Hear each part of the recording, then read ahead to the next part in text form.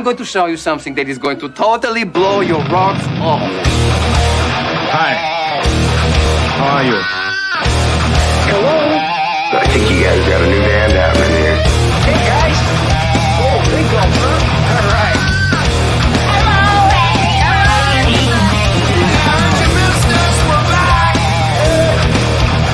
I'm talking to you the way I want to talk to you. If you have a problem, turn off your station.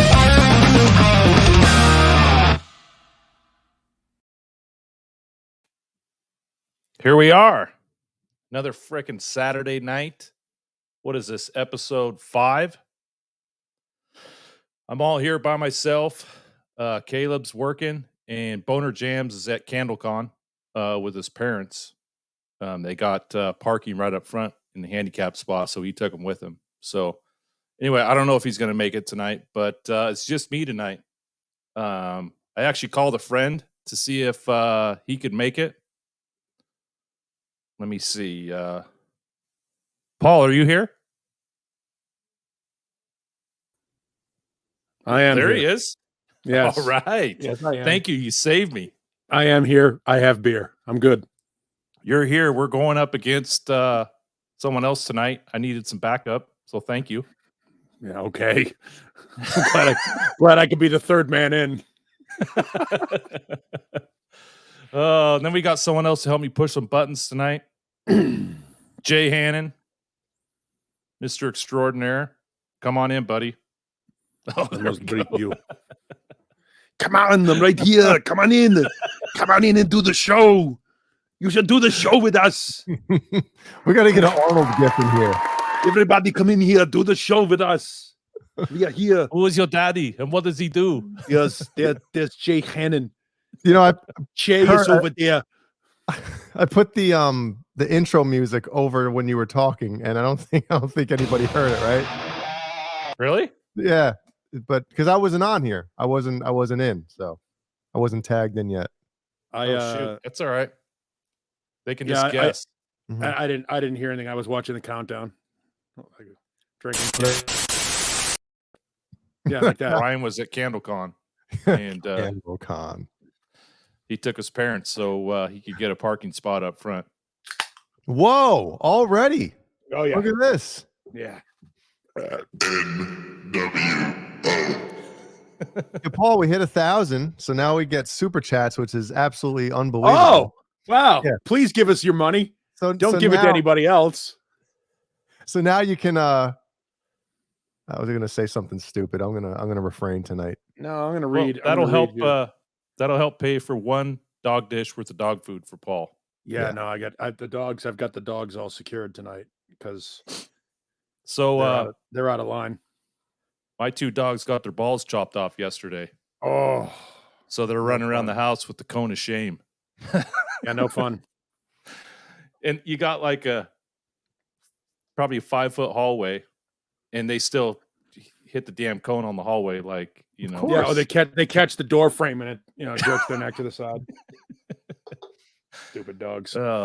My wife threatened me if I wasn't stop licking myself, she's gonna put one of those cones on me. Yeah, well, if I could do it, I'd never leave the house. They just gotta, Jeannie's gonna start wearing one around her waist. Jeannie, come here. Just give her saran wrap to be easier. Leave me alone, will you? So I was hinting before we went live tonight to you guys that it was some day here, and just reinforces the fact that I'm kind of an idiot. And I'll tell you guys. What did you do? After we get Bozique. Yeah, we'll get the lights in Paul's bookcase to change. There we go. I don't have any lights in my bookcase. We don't have that kind of a budget. Well, now we do. Because we haven't milked it from people who watch the show yet. Oh. All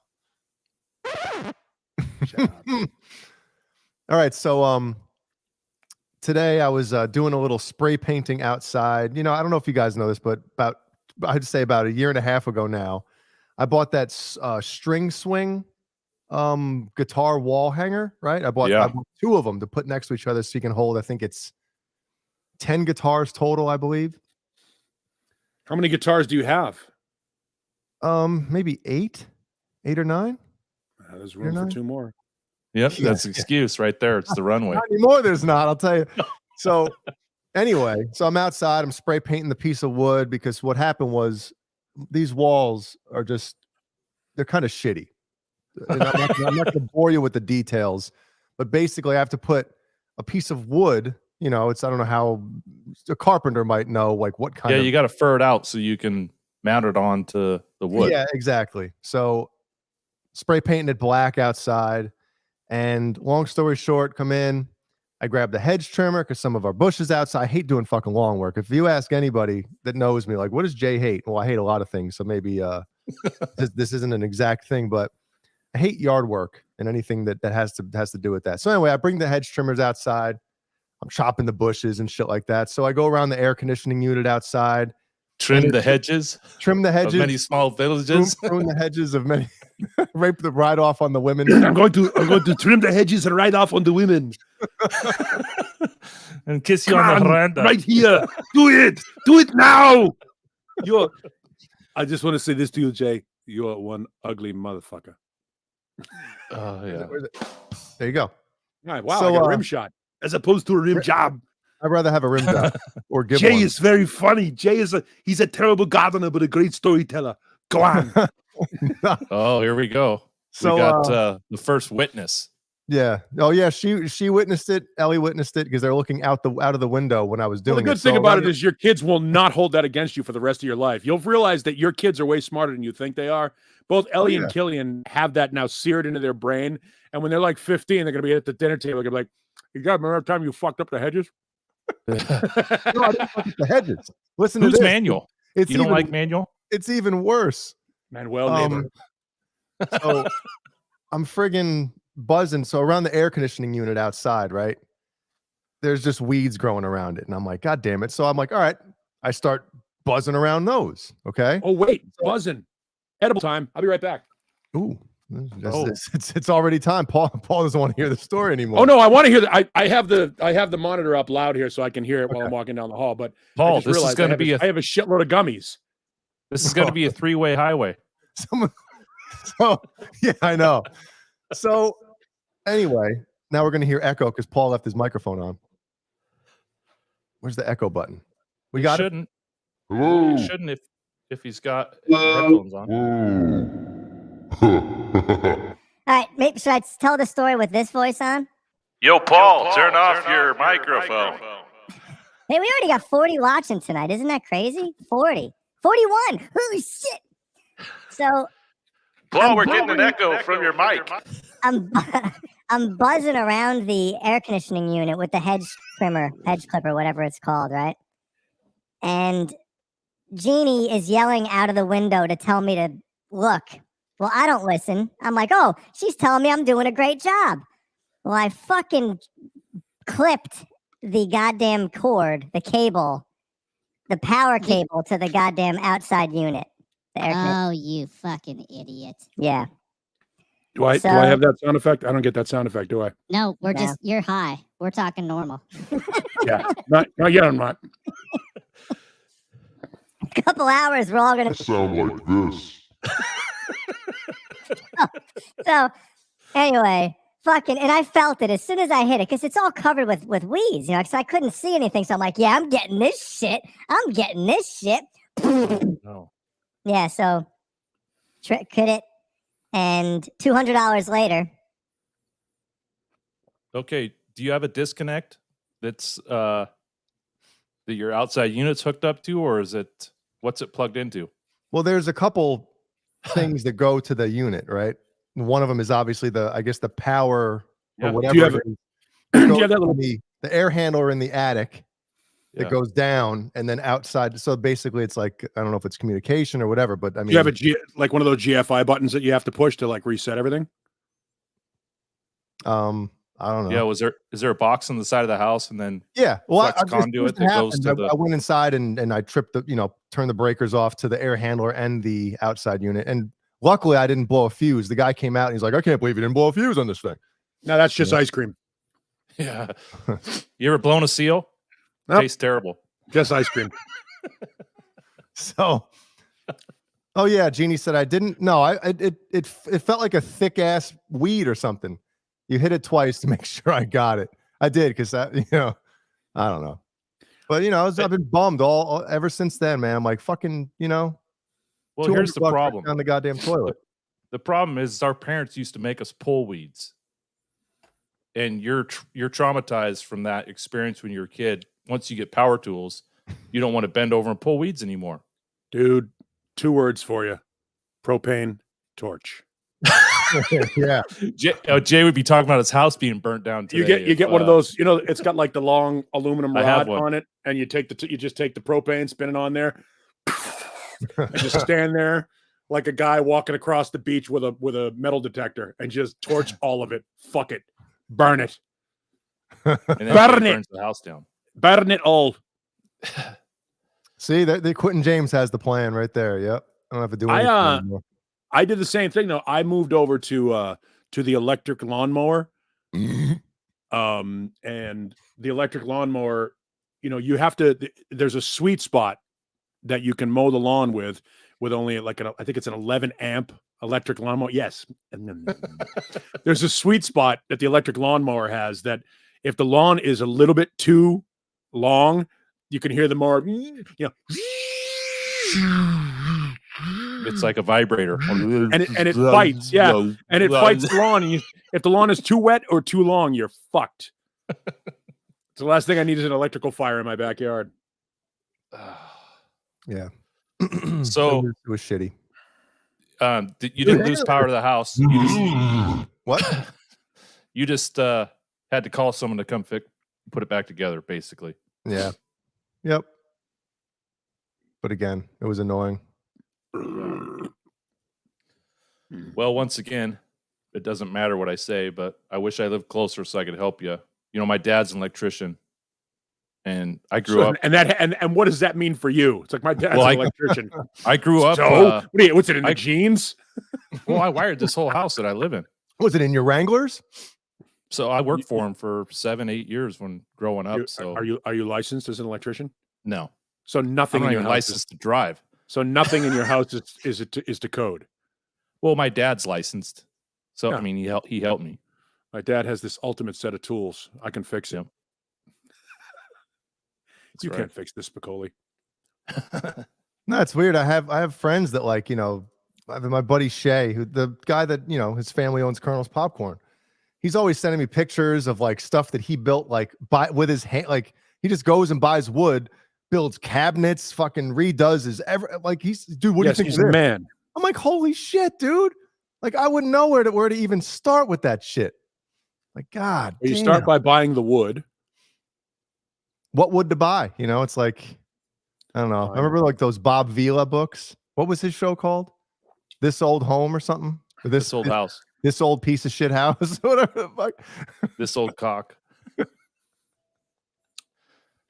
I mean, here's the thing too. You see somebody doing that type of stuff and it looks easy. And then all of a sudden math gets involved. And I'm like, wait a minute. Why is my brain swelling right now? Math is like kryptonite. Well, last weekend we redid our bathroom. So I totally redid the cabinets, sanded them down to bare wood, stained them, varnished them, hung 2 vanity lights, hung 2 mirrors. We totally redid it, painted the whole damn thing. And by the time I was done, I was like, I should have farmed it out, had someone come do it. And your wife standing over you the whole time. Yeah, exactly. She actually helped me. Did she? Yeah. My ex-wife pulling at your pants the whole time. My ex-wife was the one that was big into tools. My ex-wife, like this bookcase right here to my left, that bookcase, she built it. It's on wheels and it actually covers a closet. There's one of those alcove type closets back there. Ooh, what's yes. What's in that? Is that a secret room in there? Yes, it's my sex room. Oh boy. Which is why it's sealed off, because nobody is getting any. Yeah. But yeah, she would I would Christmas time, like I'd be like, well, what do you want for Christmas? She'd be like, well, what do you want for Christmas? I'm like, I want a fucking Gretsch. And she's like, well, I would like a table saw. I'm like, all right, cool. So I would go to like Sears. I would go to Sears and I would grab like this table saw or a bandsaw or something like that. And you know, the person at Sears would be all happy. They'd be like, wow, your father must be a lucky man. I'm like, no, it's for my wife. She's a lesbian. They're like, why would you say that? I'm like, drives an Outback. True story. Yep. Not a lesbian. Shit. Just drove an Outback. And now the ex-wife. Yep. What is it? Outback and Foresters, right? Outback, Forester, Jeeps. Woman in a 4-door Jeep. Chances are lesbian. It's funny. My buddy Angelo, him and his girlfriend, this a bunch of years ago. I pull into their driveway, and there's 2 Jeeps, and I get out, and I'm like, "Oh, his and his Jeeps, huh? Isn't his? Isn't his Jeeps?" Now, all of that said, or maybe I said hers and hers Jeeps. I forget what I said. One of the all two. of that said, Subaru Outback, best car I've ever driven. Fucking insane cars. They're so well made. They run through everything. I mean, you know, we had the Outback when I was living in New England, driving through, you know, blizzards and storms and shit. All-wheel drive. The Subaru Outback is an amazingly good car. That's why they don't really have to advertise it on television. You know, it's the 2 things you really don't see advertised that much. You don't see Jeep, although they do now. They're starting to advertise now because it's owned by Fiat. But are they really? I didn't even know that shit. Yeah, Chrysler is owned by Fiat. But Jeep and like bye, Jay. Was it something I said? I'm here. Nice. Jeep and like Subaru Outbacks and all those cars. There are certain cars that don't have to advertise because they've got a built-in, you know, clientele, and you know what you want. Like we literally, when my ex-wife and I went to buy her Outback, we were on the lot for like 20 minutes. Walked in and said, "That one, let's fill out the paperwork." It wasn't even a question. Yeah, Volkswagen. Can you not get same a deal thing. on them? Can you not get a deal on them? Is that why you just walk in and buy it? No, you can get a deal on them, but people know what they want. You walk in, you know what they want. Like Range Rover. Range Rover is starting to, you know, they're starting to advertise now because obviously the economy being what it is. But like for you, when's the last time you saw a Porsche commercial? Right. Well, I mean, you don't Ferrari commercials either. But it's the Subaru is a different clientele, kind of like Paul's saying. They know what they want. Yeah, they've done the research. They have friends that have them, and they're great. They really are great cars. As you know, I mean, if I, you know, obviously Honda Accord is the most popular car on the planet, the Honda Accord, and then obviously Toyotas and shit. But the Subaru Outback is an insane car, well made, last forever, will go through anything. But when they break down, I mean, you know, when they break down, they start to rattle. They rattle apart. But that takes 20 years. Look at that false flag into his house. Well, Paul, you weren't on our show Wednesday. No, I was not. I talked about changing the light bulb in my Dodge. Oh, cool. Which light bulb? The passenger low beam. Oh, got to take the whole fucking grill off. Yep. And then going through the wheel well. I had to replace the passenger side door handle on my Ram. Pulled the door handle, you know, opened the door, because for those that don't know, these are one of those door handles that's like on a lever inside, and the whole handle comes away from the door to unlock the door assembly. Well, I guess there was a bolt that had either come loose or was just broken. So I pulled it, and the end cap part of it fell off. Well, the problem with that is all of that is connected to an electronic system that unlocks the doors. And so I couldn't unlock the doors from that way because that part had fallen off. So I took the part, put it in the middle of the truck, you know, in the center panel to have it ordered. And of course, the supply chain is fucked up. So it took them like 5 weeks for it to come to me. When it came, the part was broken. So the dealership just went off and yes, exactly. The dealership went off and just muled one off of one that was on the lot that hadn't been sold and just put it on my truck. But what a pain in the ass. I ended up losing a battery in it too, because that electronic circuit was open and my door locks, whatever it was shorting out. So I went to start trying to send a signal all the time. Trying to send the signal. So my battery shits to bed. I hit the button to start the truck and the whole dashboard lights up like a pinball machine. And I'm like, so making a long story unnecessarily longer, I called the dealership and said, hey, do you guys have a battery for this thing? It's under warranty. I need to go get the battery. I'm on my way there. I borrowed a friend's car and I'm on my way there to get, I got the battery in the back of the car. I'm bringing it. They go, no, you got to bring the truck in. I go, what? They said, we have to match the battery to the VIN. I said, no, you don't. I've got the battery. The battery number is on there. The battery number will be matched to the VIN. They go, no. We have to bring the truck in because they have to put it on the machine to diagnose whatever in the circuit shit the bed in the truck to let me know that it had a bad cell in the battery or what it was. So literally to get a new battery in a truck, and a brand new truck, you have to drive the truck all the way to the dealership. But I'm like, I can't drive the truck to the dealership because the fucking battery's dead. They're like, well, you have to tow it to the dealership. Mm-hmm. I'm like, fuck that. So I got somebody to come and jump it. I jump started. Can't shut the truck off until I get to the dealership. I'm at the dealership. I'm in the front door of the dealership. I walk into the dealer with my truck running in the front of it. Like, I can't shut it off because if I shut it off, it's not going to start again. They're like, well, we do have a jumping system here. You can shut it off here. Fine. I fucking go out, shut the truck off, come back in. I lost my truck for like 4 days. But I have found that if you have the service plan or whatever it is when you buy a truck and they have to give you a loaner, your car gets fixed really fucking quick. Oh yeah. Because they're paying $75 a day for that car. Yeah. Yeah. Oh, the pains. Yep. Yeah, we got to pick up our CRV on Monday. Fucking $1,100 later. Fucking kill me, man. CRV, huh? Yeah. Again, Honda's run forever. Yeah. There you go, Paul. Right here. They do. This is the what year is your truck? 2016. All right. Yeah, you don't have the grill that I have. The Rebel grill has it says Ram on the front. Or do you? Yeah. You do have it's a Rebel. That's the only way you can get that grill, apparently. But it's a pain in the ass to take off. Yep. I found out the hard way. All that to replace a fucking light bulb. Yep. Oh, man. Does anything exciting happen besides this stupid shit? Besides my dog's balls falling off and headlights. Damn. His daily? What? 437,000 miles? Jesus Christ. That's like to the moon and back, right? Almost. I don't know. You must have a long commute. Jesus. Man. Yeah, what's going on? There was something I wanted to mention. And now I can't remember what the hell it was. Were you talking sports at all tonight? If we want to talk sports, we will, but Well, the Triple G fights tonight, right? The Canelo Triple G that's fight? right. Canelo and yep. Man. Yeah, I got to meet Roy Jones Jr. on Thursday. You got to, or you have to? I got to. Oh yeah. My son's friend from high school's one of his boxers.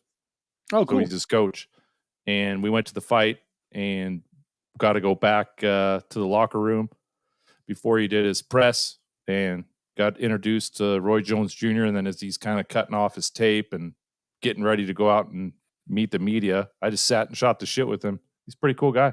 Was he? Amateur or pro fight? NBA is the belt he has. I'm not sure what. Did they wear headgear or no headgear? No headgear. That's professional. Mm-hmm. Yeah. 6-0. He's 22 years old. Hell yeah. All right. Yeah. What weight? It was pretty fun. How much does he weigh? Pretty fun. Man. 165, I think. So that's super middleweight. Yep. Almost, exactly. super middleweight or junior. Yep. Yeah. I boxed as an amateur. Okay. Actually, I actually challenged Peter McNeely to a fight on television. My friend used to run. Yes, it must break you. It was before he fought Tyson. He was on a sports show called Mike Adams Sports World, and it was on New England Cable News, which if you're up in the Northeast, it's NECN. It's on their cable systems up there. And Mike's show was on at like 11 o'clock at night. My friend Nancy was their screener. So they had McNeely on, and McNeely was talking shit. So I called up. And she put me through, doing the, call-in thing, which I'm sure we'll take callers later on.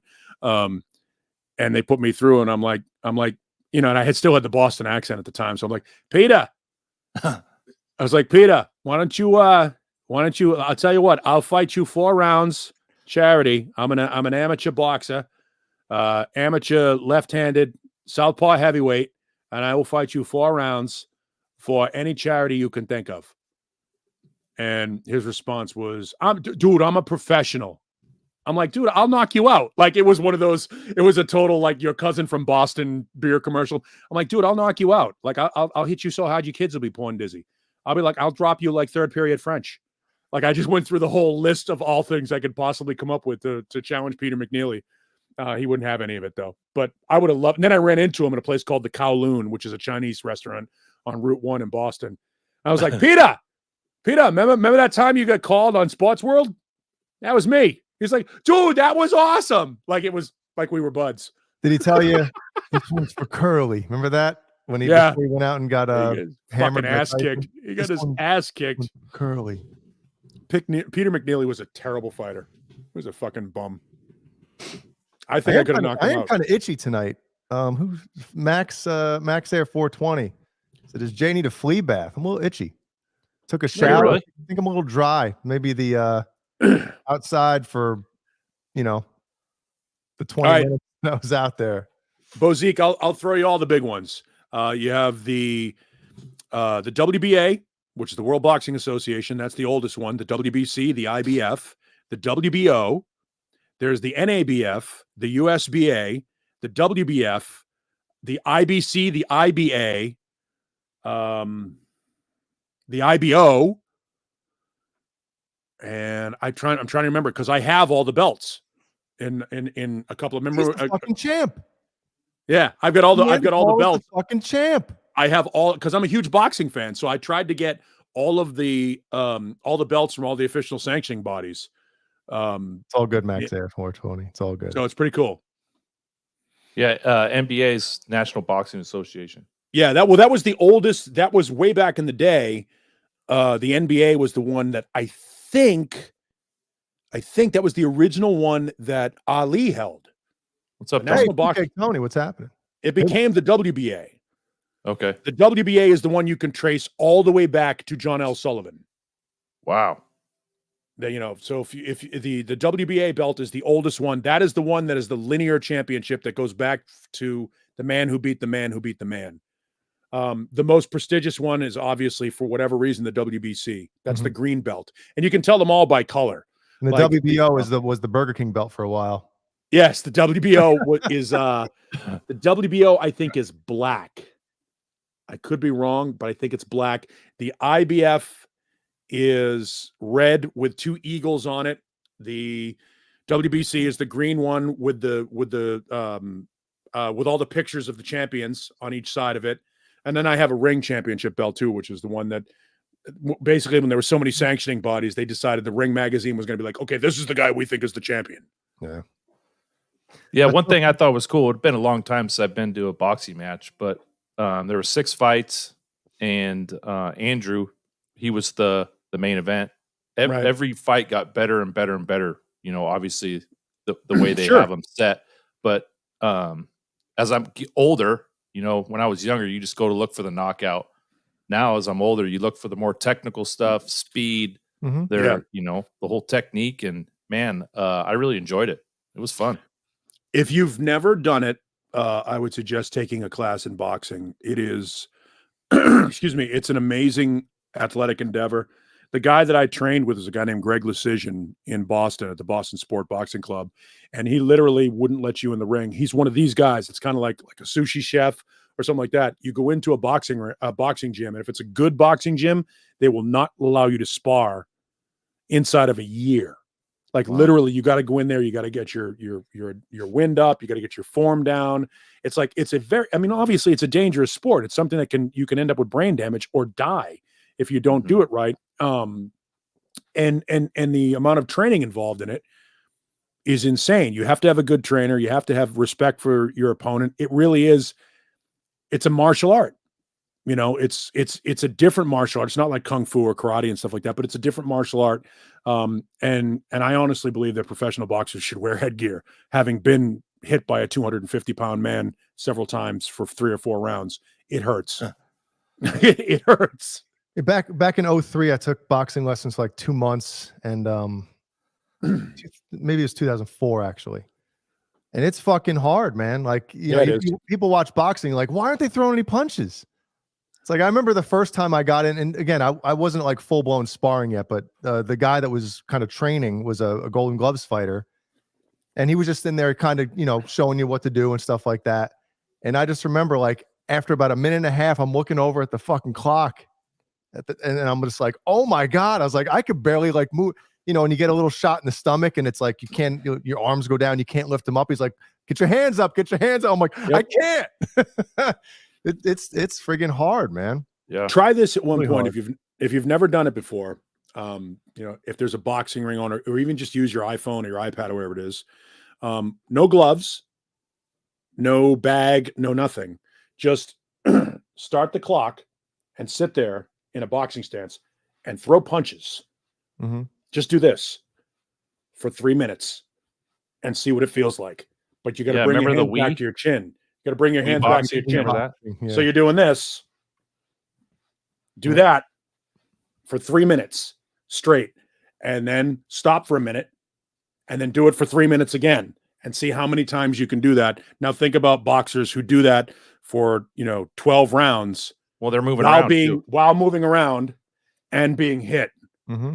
You know what I mean? And then the adrenaline, you get the shot of adrenaline, and then eventually that's going to drain you, Right. Yeah. Throwing a punch, No, it's an amazing sport. It's a great sport.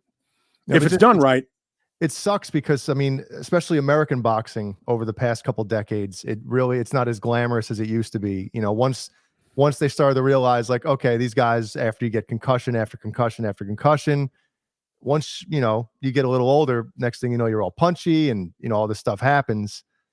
And especially the heavyweight division, the heavyweights, it's not as, Tybo. Yeah, there you go, Jeannie. Same thing though, Jeannie, if you're doing that sexy as it used to be. These guys are playing football now. They're not trying to be professional fighters. Right. Well, it's so corrupt. It's always it's so corrupt now. It's rare. Like the greatest boxing I've ever seen in my lifetime was the Arturo Gatti Mickey Ward trilogy, which they made the movie about the fighter about. It was insane. That was 2 guys not fighting for a real belt. They were fighting for some shitty belt. But it was the kind of stuff that you see in the Rocky movies, where it is just so these guys beat the living bag out of each other for 36 rounds. Jesus Christ. So, man, did Christian Bale play that part well or what? Yeah. It was, God. and being from Boston, Dickie Eklund, Dickie was a huge crack addict. And in fact, there was a documentary on HBO called, I don't know, it was Live from Crack Street, I think it was what it was called, based in Lowell, Massachusetts. And they actually had the real Dickie Eklund on that show. So Mickey Ward was famous long before he fought Arturo Gatti just because his brother was a crackhead. Have you seen that movie, Jay? I don't believe so. My dad told me to watch it. He said it was awesome. Yeah, it's one of the best boxing movies you'll see. Yep. The one thing that, when people watch boxing, next time you watch boxing, once you kind of get in there, the thing that kind of blew my mind a little bit was, okay, somebody throws a punch at you, right? Now, this isn't street fighting and getting into a fight with a buddy. You're like talking about boxing, right? Everything's technical and all this stuff. Block a punch or dodge a punch. That was one of those things, like you get in there and you're like, and you got, after a while, you're not supposed to think about this shit. It turns into instinct.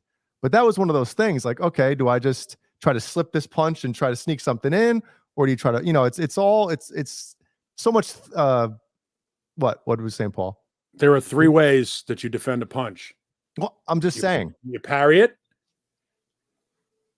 you weave, or you duck underneath. Right. Or there some guys wait. Some boxers wait for someone to punch for them to strike. You counter, but you parry and counter. Yeah. But there are 3 different ways that you deal with that. And you have to decide at what point in the fight is it less energy? Is this more better? You know, is this a better option than to weave or to duck? You know what I mean? There's and all of that, everything that you come out of should end up with a strike.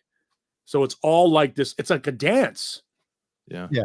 Well, Kurt, I mean, the video that Steven filmed of his friend knocking the guy down, if you notice, he's waiting and he kind of baits him in and he leans back and then comes right with the straight right down the pipe and knocks the guy down. So it was almost like he was waiting for that dude to throw that punch so he could just take a little step back and just come right with it. And I was like, oh, it was beautiful. It was beautiful. I love that. Funny shit. thing in when we got back in the locker room, you know, I hadn't seen this kid probably 2 years, but he'd been coming around our house since he was 15, 16 years old. We started boxing when he was 16 and he was just a beanpole. And he goes, I'll never forget when I showed up to your house and I'm wearing a boxing shirt and you told me, oh, you're still boxing? And I'm like, yeah. And I told him, you better get in shape, bulk up a little bit. He's like, you motivated me. Really? I'm like, shit. I was just giving you shit, man. But he's like, I'll never forget it. That was like 6-7 years ago. Wow. But no, Jay, you're right. There's also like dancing, you think 3 steps ahead and you say to yourself, okay, that's what that, you know, what a feint or a jab, you throw that jab, knowing you throw that jab in the first round and you sit there and you say to yourself, okay, this guy, every time I jab, he's gonna weave this way. Yes, you set him up. I jab, he weaves, I throw the hook. You know what I mean? So you just sit there and you bait him into it. And you say to yourself, okay, go ahead. 3 on the seventh one, he goes this way. You come around with the hook and he's done. Or you watch when you do that, he's parrying it. So he's bringing his hand down. So you say to yourself, okay, boom, boom, uppercut. And and that's the end of that. Yep. Good night, everybody. Yep.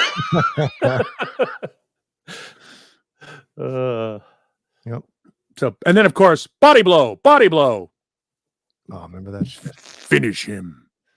You remember Rockies? You know, those are great movies, but that's such all bullshit. those fights, none of them. They just take it to the face. Take Such it to the bullshit. Body. Well, no. Well, Clubber Lang. I mean, let's be honest. Like all the punches he was throwing, he would have got murdered in the ring. Oh yeah, any kind of professional fighter, especially being cut like that. Those guys gassed out so fast. Yep. You know, like Frank Bruno. Remember how jacked he was? Well, Anthony Joshua. Yeah. Tyson was the only guy that was that Thunder cut, lips. that was that good. When Tyson was, but Tyson was smart because his was all about upper body movement. And if you looked at Tyson's thighs, power comes from the legs. So he would plant that thigh when he threw the uppercut, and then it literally came from his leg. His arm would only extend a certain amount, and then the rest of it would be his leg. And, yeah, he had so much torque from his hips and just the way he'd turn into those punches, man. Tyson did what was called a hook uppercut combination, where he would come in, he'd weave his way in, throw the hook to the body so that your elbow would come down, and then and follow it with the same fist. So he'd go boom, boom, and you fucking never saw it coming. Because when you hit somebody, and Jay was talking about it earlier, hit somebody in the ribs, your hands just naturally want to come down. It's a nervous reaction. It's literally a reflex action. So if you get hit in the ribs, your arms come down instinctivly to defend. So Tyson was quick enough to go boom, boom, and fucking hit you in the ribs and then hit you with the uppercut. And I watched him. I think, was it Trevor Berbick that he hit? Yeah, he beat him for the championship. Yeah. When he hit Berbick and Berbick got up and fell 3 times. One punch knocked him out 3 times. Yeah. And those socks up to his knees. Yeah. I mean, some of these guys, you know, body blows, you know, they're not as like, oh my exciting. God, as a headshot, of course. Right. But when you see a guy on the mat, like pounding I can't get up. Yeah. Like, you know, and then like 20 seconds later, they get up and they're fine. It's like, you know, it's like I couldn't fucking breathe. I couldn't move. Hit him in the kidney or in the spleen, and the elbow drops, and it's like this. Yeah. And they're just like, fuck it, I can't go anymore. Your body just quits. There's the phrase in boxing is kill the body and the head will fall. You should always work the body. Nobody works the body, especially heavyweights, because they don't want to waste the fucking time punching somebody in the fat. Yeah. And the back bacon. But it's, I mean, I think the best weight range in boxing right now to watch is 145 to 170. anything from junior welterweight up to super middleweight or light heavyweight. That's really where you want. That's the sweet spot of boxing right now. The heavyweights are a joke, although I am very surprised at how good defensively Tyson Fury is for a guy who can't fight. You're right, Bozique. Anthony Joshua is kind of like Frank Bruno, big and strong, but slow, and he doesn't have a chin. There hasn't been an English fighter with a chin probably since Ricky Hatton, and then Ricky Hatton got all fat. But there hasn't been a fighter with a chin, and then of course Floyd Mayweather made Ricky Hatton look like a fucking idiot. Oh yeah, amateur. He really did. And Ricky Hatton was a good fighter, but Floyd Mayweather, as much as I hate Floyd Mayweather, he's the greatest defensive fighter I've ever seen since Pernell Whitaker. Floyd Mayweather's body movement and ability to avoid being punched. People are like, well, Floyd runs. He doesn't run. He just knows he's quick. He knows how to avoid a punch. Yeah. He fought smart. Big A. Let me do a quick roll call. Okay. We got everyone here. Can I go grab another beer? No. Do it. Of course. All right, cool. All right, we got KXM Rock. It's Big A. Big BonerJams. A. Wait, is it big A or little? R2R3 Locky Nut. Thanks for sticking around, bud. Appreciate it. Andy Carson. Bozique. Cobra Kai Platoon. Mad Dog Sir. Tim Thomas. Tim Thomas. Jeremiah Wise. Janie says. Janie says. Jeannie says. Oh, Jeannie says. Fruitcake Tony. Tony. Hailstorm. Paul got three beers. Max Air. 420. Paul got 3 brewskis. Yeah, you guys know Stephen me. Franklin. You guys know me. When I drink, I drink. When I drink, I drink. That should be your shirt. You should get Neanderthal. When I drink, I drink. How many years have you been sitting with me on various shows on YouTube? And you know, when I have a bottle in front of me, I'm game on. I'm just. What was that? Apple whiskey? No, this is no, that coffee one Kolsch. time where you had the bottle. Oh yeah, that was the Jim Beam Apple. When I got tired of the visual effects, I'm like, fuck you guys. And I just walked away. And the next morning, my girlfriend at the time, I don't know if you guys ever knew this. I'm gonna dime her out for it because ex-girlfriend. Hell yeah. By the way, Huss Breweries here in Tempe, Arizona, has something called Coffee Kolsch. Oh God. Oh, you were drinking that last time we were here. It tastes like a cup of coffee. Take a drink. Oh, no, okay. Cup of coffee in the big time, yeah. Cup of coffee. Oh yeah, the coffee with all the caffeine, yeah. Coffee in the big time. So when we did the Apple Beam one night, my girlfriend at the time, I don't know if she ever contacted you, Jay, but she contacted multiple people on that show. Oh shit.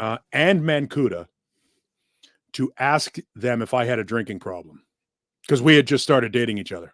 Yeah. So she actually asked everybody, she started calling like the guitar player in our old band, like anybody that she knew, like that she had been introduced to that was connected with me. She's like, is Paul an alcoholic? Does Paul have a drinking problem? No. Only when he's on the show. No, but my mother was. So I have the gene. The Gene Simmons. On occasion. Mean yes. Gene. Stephen Frankel wants you to do the baseball announcer voice. Okay. Go ahead. Now batting. Centerfield from Boston, Massachusetts. Neander. Whoa. Number 22. 22. When you were in yeah. Oh, that was the Blue Oyster Bar is what that was. Yes, thank you. There you go. In Boston, it was now batting. Oh, Bozique, thank you. It was, yes, our Beterbiev is great. Salvador Sanchez was fantastic too. I'm not sure, but I think the Italian kid that killed Dooku Kim. It'll come to me. What? Trust me, it'll come to me. In Boston, when you're announcing a guy, it was now batting first base. First base?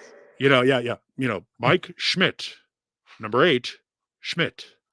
Like for whatever reason. And I think it was because there are people, I have a friend of mine that does this, who's got like the scoreboard book. They keep the scorecards, yeah. Yeah, they keep the scorecards. So they're sitting there and they're like batting 4th, first base, Schmidt, Mike, base 8, Schmidt. Like they're the announcer at the baseball park, I think, used to help the guys that were doing scorecards like fill out their scorecards in the stands.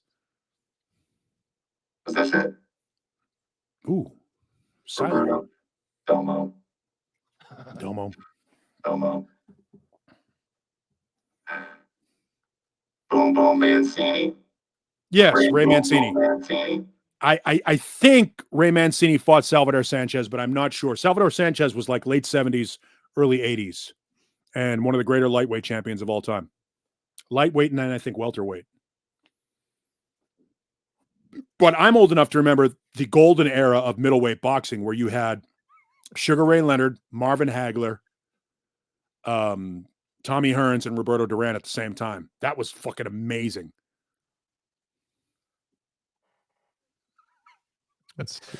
You go live, Jay. What? Sorry, I'm looking at. Oh, did you think he was frozen? Yeah. No, I was looking at trying to see if there's any music news Porn. that's worthy. Yeah, I'm looking at porn right now. Sure, why not? I'm gonna be like that dude on CNN that whipped his dick out. Remember, started jerking off when they're. Oh my god. There's a couple of guys. If we're gonna keep talking about boxing, there's a couple of guys. Let's talk about jerking off now. Okay. Left hand, right hand.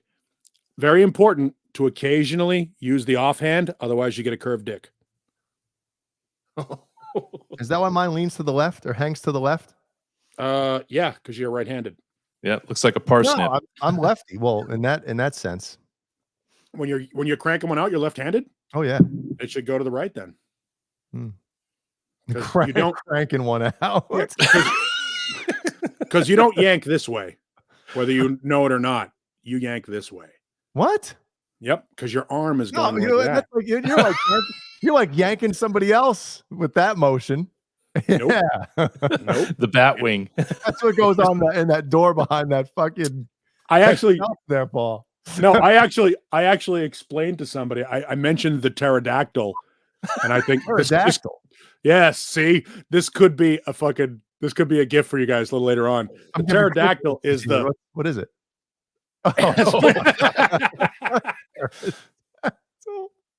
Oh my god! The pterodactyl. Ask Jeannie; she knows. I kid. Come on. She's seen it. She's seen it in the emergency room. I accidentally pterodactyled the guy. Yeah. I have a friend of mine who works in an emergency room. He's a male nurse because, and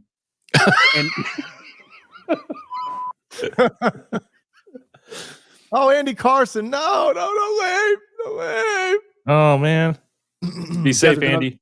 There's another show on right now that's giving away a Van Halen CD. So my buddy, he's like, you would be surprised at how many different things people fall on accidentally. Like, and like everybody that comes in and tells that story thinks that the emergency room nurse is going to buy it. Like they haven't heard everything. Yeah.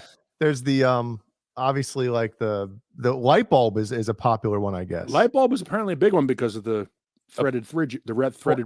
And because big one. I guess if you leave a light bulb on, what does it do? It gets warm, right? Oh no. Oh yeah, I guess that's a part of it too. A warm light bulb. Fuck that. What else? The worst is when it's don't warm. Fuck that. It sounds like you're frying bologna. Yeah, frying. My wife wants to know why guys are talking about jerking off. Why you because guys? We all do it. I had a conversation at a radio station I was working at in Kansas City, and this amazingly good-looking female salesperson. She's like a model. She does like those greaserama. You know what a greaserama is? It's like the old 50s car show things. She does like all the, the Betty Boop type stuff where she's a super hot girl, but she was a salesperson at the radio station. So it's Friday afternoon and we're sitting in the hallway. The gerbil misspelled. And this girl says, and I'm not going to mention her name. She says, oh, let's look her up. No, all right. No, I can't. Come on, Paul. No, I'll text you guys in the private chat her name. Watching this? No, I can't. She's super hot. Let me just say that. And talk about jerking off. The money starts rolling in.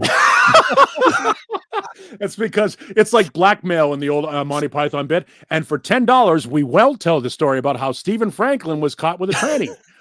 Oh my God. Thank you, Stephen Franklin. We already got the money. We're good. No, you can reverse it. You can reverse it. I shouldn't say that, should I? No, you should not. So this female salesperson says, well, what are you doing this weekend? And, joking around, I go, yeah, I'm not joking around. It was honest, but you don't even think about it. You couldn't even get away with this in the workplace now. But back then I'm like, I don't know, man, I'm going to go home, have a couple beers, maybe rub one out and call it a night. And she's like, yeah, me too.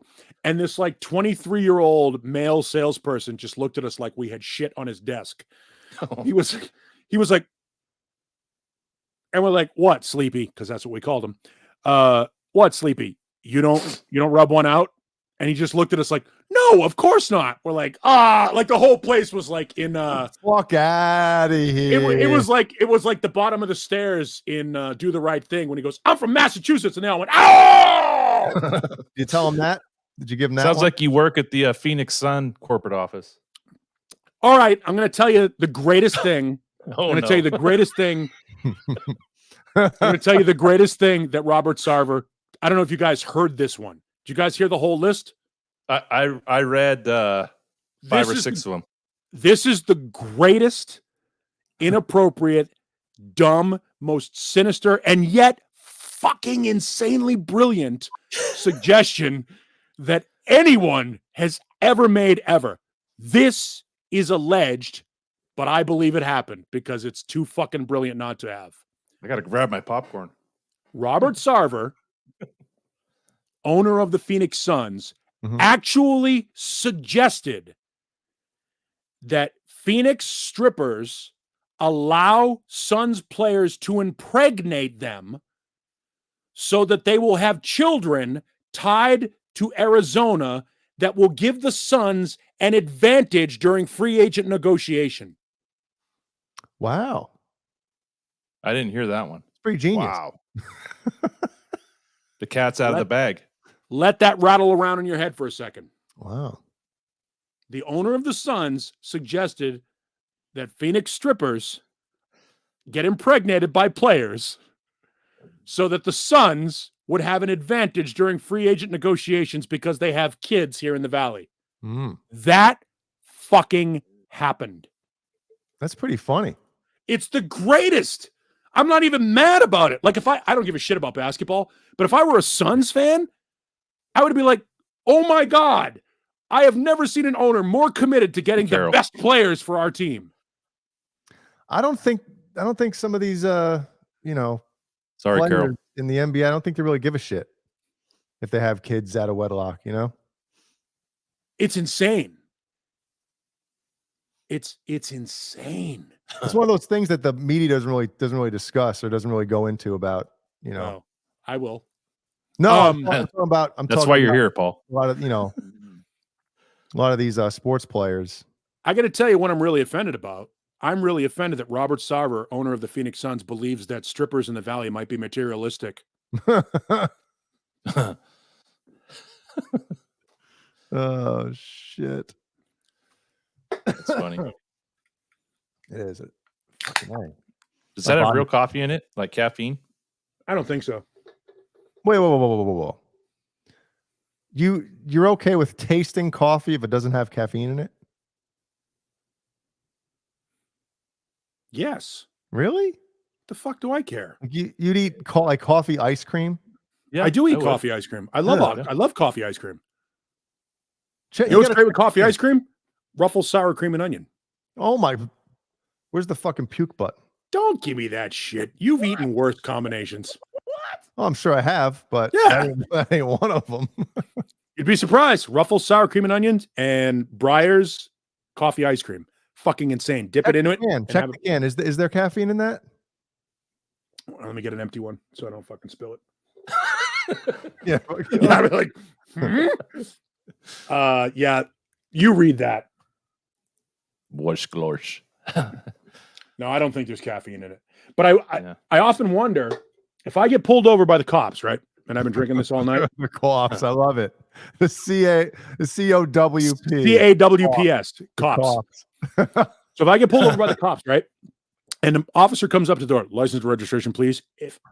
If I'm talking to him, does he get coffee on my breath? Or does he know I've been drinking? Where are you coming from? Guess it's better Starbucks. than bro. Yeah, no, I mean that's my answer. Where are you coming from? Juan Valdez's house. Where's the bag of cocaine? Yeah.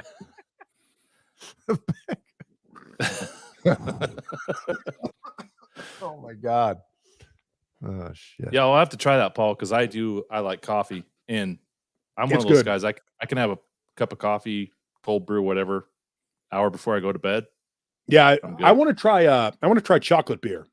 I haven't tried that yet. But there's beer that like tastes like a chocolate shake. Fuck.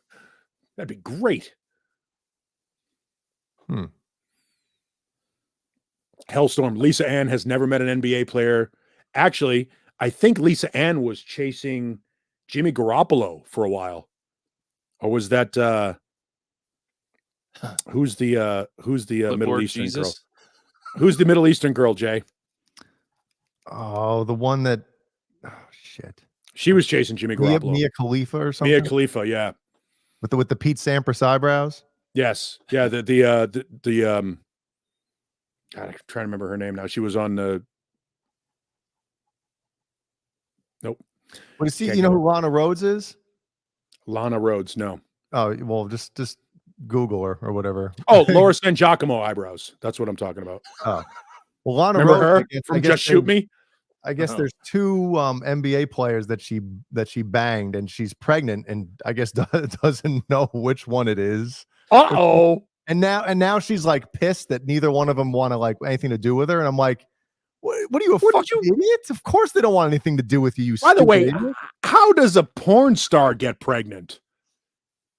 How is she not on every fucking fertility? These chicks are smart as fuck. They know that if they get pregnant by some fucking millionaire fucking athlete, they're going to be paid. Okay. It's basically just free money for the rest of your life. So Yeah, there's a reason why a lot of them have multiple kids for multiple women. Yeah. I don't think it's, I slipped on a light bulb. Yeah. I had two strippers that lived with me. They weren't the whores that they pretend to be on stage. Pretend to be.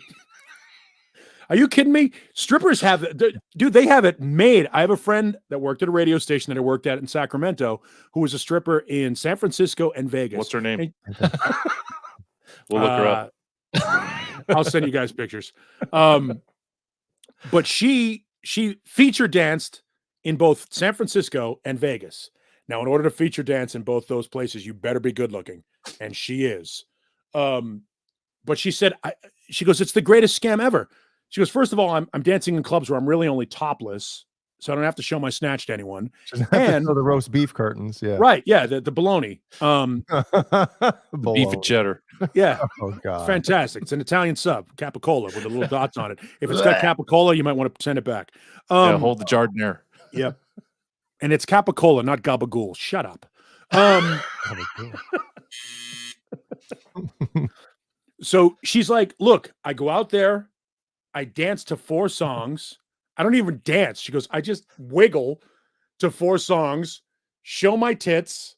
I'm in a thong. And if anybody puts their hand past the brass rail and there's no money attached to it, the fucking bouncer throws them out. She's like, I made enough money to pay for my house and open a salon. She goes, just by working 3 days a week. What? She goes, it's the greatest scam ever. And I had to sit back and like bow to her. I'm like, it's one of the We've said this before. Women run the world. Behind every great man is a better woman who tells him what an asshole he is. And I'm not wrong. Women run the world, and there's no better example of that than the strip bar. We are idiots. Well, hot Yes. women, yeah. Yeah, Mad Dog. In Canada, the strippers are athletes. They're like gymnasts. That's what, like, you know, Mary Lou Retton would have done if she couldn't have got on a Wheaties box. She would have moved to Canada and made a shitload of money as a feature dancer. Well, Eddie Murphy talked about that in one of his stand-up routines, man, about how all you have to do is stroke a man's ego. Yep. You know? And you're in. Yep. Make You're in. us You gotta feel do like we everything. matter. Yeah. Make us feel like if We don't. but make us feel like we do. Yeah. Just we are the American tourister gorilla. There's the combination on that lock, and there are 5 options. Fix it, fuck it, feed it, or we need it for shelter. And if we can't answer that by the time we get to the 5th question, what do? We take the suitcase and fucking throw it all over the cage and jump on it and punch it, and we do all the dumb shit because we can't figure it out. We are fucking morons. Men are Jay idiots. tried to ruin the shelter copped today to at it. his house. Yeah. Men are idiots. We're fucking stupid. And by the way, I own it. I'm good. What other choice do I have? Jay? No, thank you. Sorry, I pointed at Kurt. I think you pointed to both of us. That's right. There you I'm go. a whore. What's funny when the I'll pull a train. when the ain't AC proud. guy when the AC guy showed up, I didn't introduce myself. I said, "Yeah, I'm a fucking idiot," because he knew what I did. You know, the first thing I said to him wasn't, "Hey, I'm Jay. Nice, thanks for coming out." I'm a fucking idiot. Do you know why you did that? 'Cause I'm Because an he would have because he would have known that the minute he looked in there, he would first thing he would have went, "Did you try to fix this yourself?" Oh, I didn't try to fix it myself. I knew not to even fucking go there. Because Yeah, and he knows Jeannie wasn't out there at the weed whacker either. he knew that. Yeah. I mean, the second I cut it, I was thinking to myself, like, could this have fucking electrocuted me and like blown me through the neighbor's house? But he's like, nah, it's low voltage. You'd have been all right. Were But you again, wearing I don't know Crocs? any of this stuff, Yeah, I was Were you wearing I Crocs? was wearing Crocs because I was. So you're insulated with foam. My black and blue Crocs. Yep. Oh man. Man, such an idiot. What's up, Randy Price? Randy. Yeah, Randy. Yeah. Sorry, answering an email. Any music news, Jay? By the way, I have something I want to bitch about for music. You guys still buy CDs? No. Just for the, just to have it, not to listen to it. All right, yeah, because I do the same thing. I take the CD and then I rip it to a hard drive and then I just listen to it digitally. It has been almost a month since King's X released their latest record, and I cannot find a CD copy in any music store in Phoenix, fucking Arizona. That is the 6th largest metropolitan population in America, a place where there are 7 million fucking customers. Not one of the music retailers here in the market has one copy. Yeah, you got to order it from Amazon or Walmart.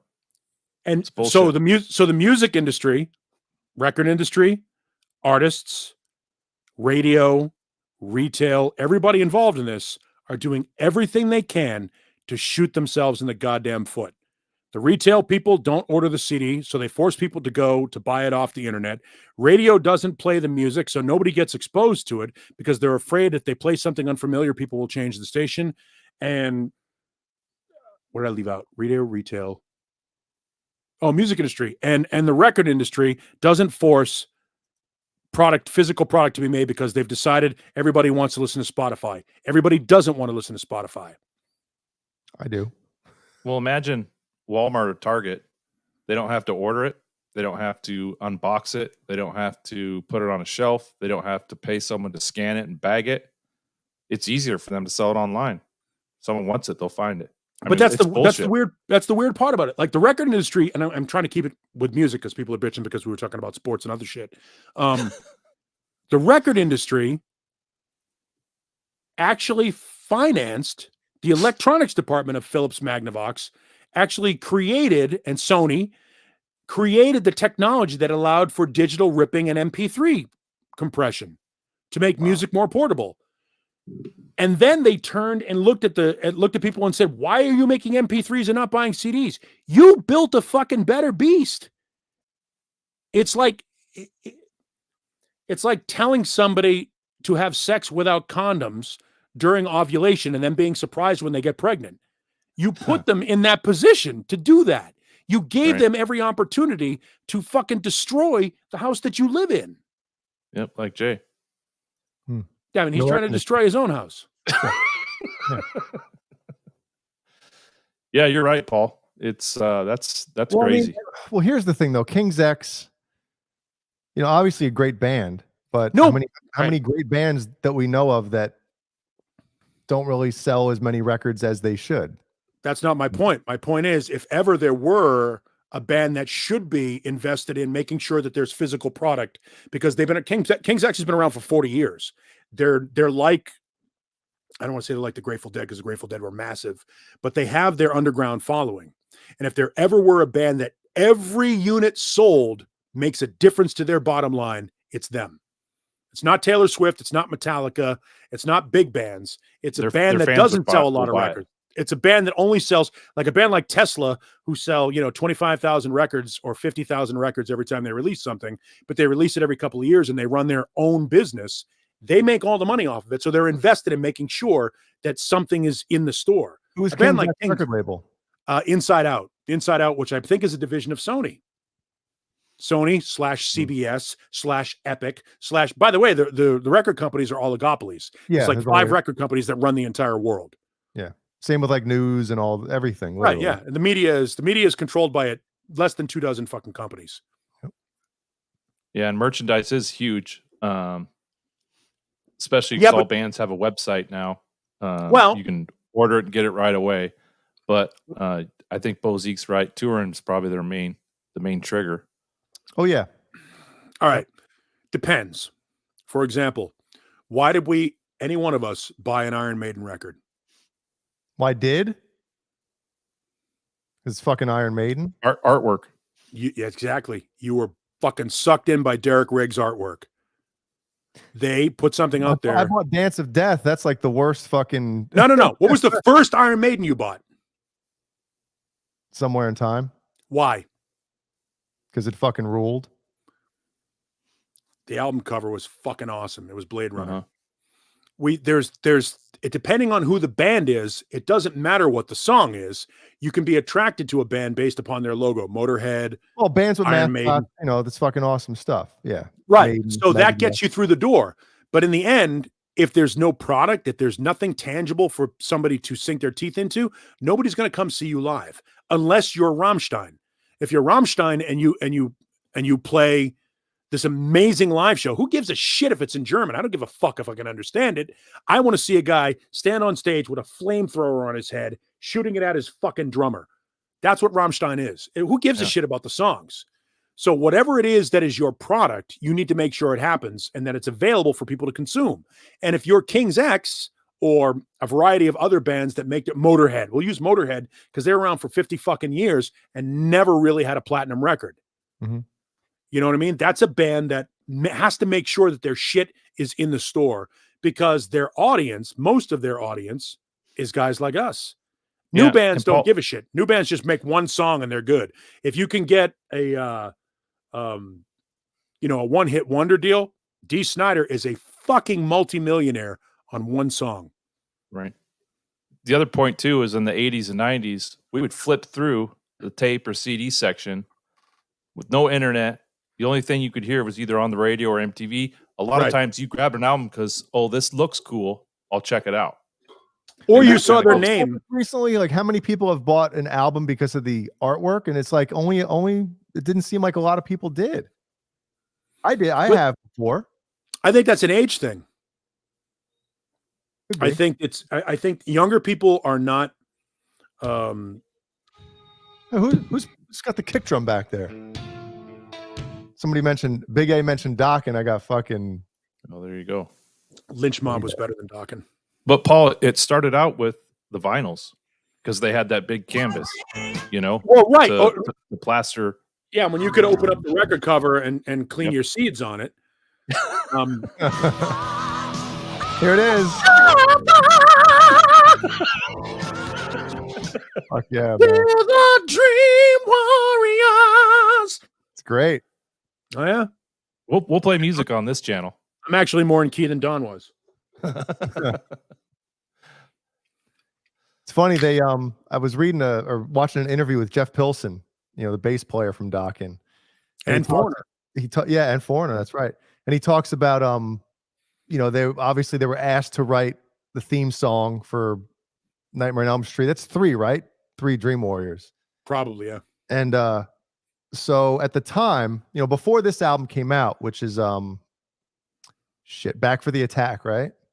Yeah, Back for the Attack. Back for the Attack was at the same time, yeah. Yeah, so that album is, in my opinion, their best album, and it's pretty much their last, because I guess they weren't really getting along at this point.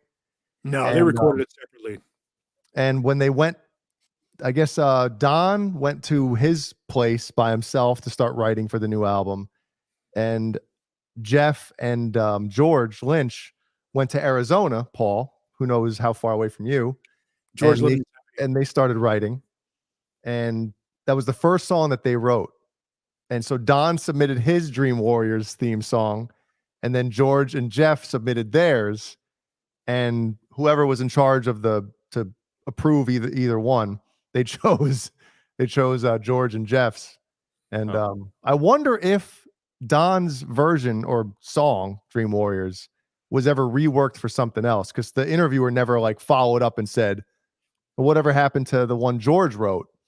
So I bet it was. I bet they just took it and kind of maybe changed the words or something, or move something around or whatever. But I would Hellstorm, I'll answer that in a second. I would say one of the things about Dokken that sucked and yet was great at the same time, Don is not a great singer. Doesn't have a whole lot of power. He in the studio he's in key, and he does know how to write a song. He and George have something that George and Oni Logan don't have, that George and Robert Mason don't have, that George doesn't have on his own. He and Don, look, there's a chemistry thing and you can't create it. It either exists or it doesn't. They could write really good songs, and they wrote really good songs for Don to sing, but Don is not a great singer. So I can understand why whatever he submitted vocally probably didn't sound as good as what Jeff and George submitted, because Jeff is a great singer. Yeah. So whatever their idea was lyrically for that song, I'm assuming Jeff laid down the vocals for. Oh yeah, there's a demo out there, and who mentioned Right. it for the Lynch demo of Dream Wars of Pilsen on vocals was better. I mean, it's still a demo, but it's still cool. Definitely. All right. And to answer Hellstorm, no, I don't have that compilation, but I do have all of the Y&T A&M albums. So if there's something on there that I'm unaware of, or there are some demos or something that weren't released, chances are Dave released them on, there's a couple of Y&T independent releases that are from archives. So chances are those songs were probably released on those anyway. And I own those as well, because nerd. Nerd.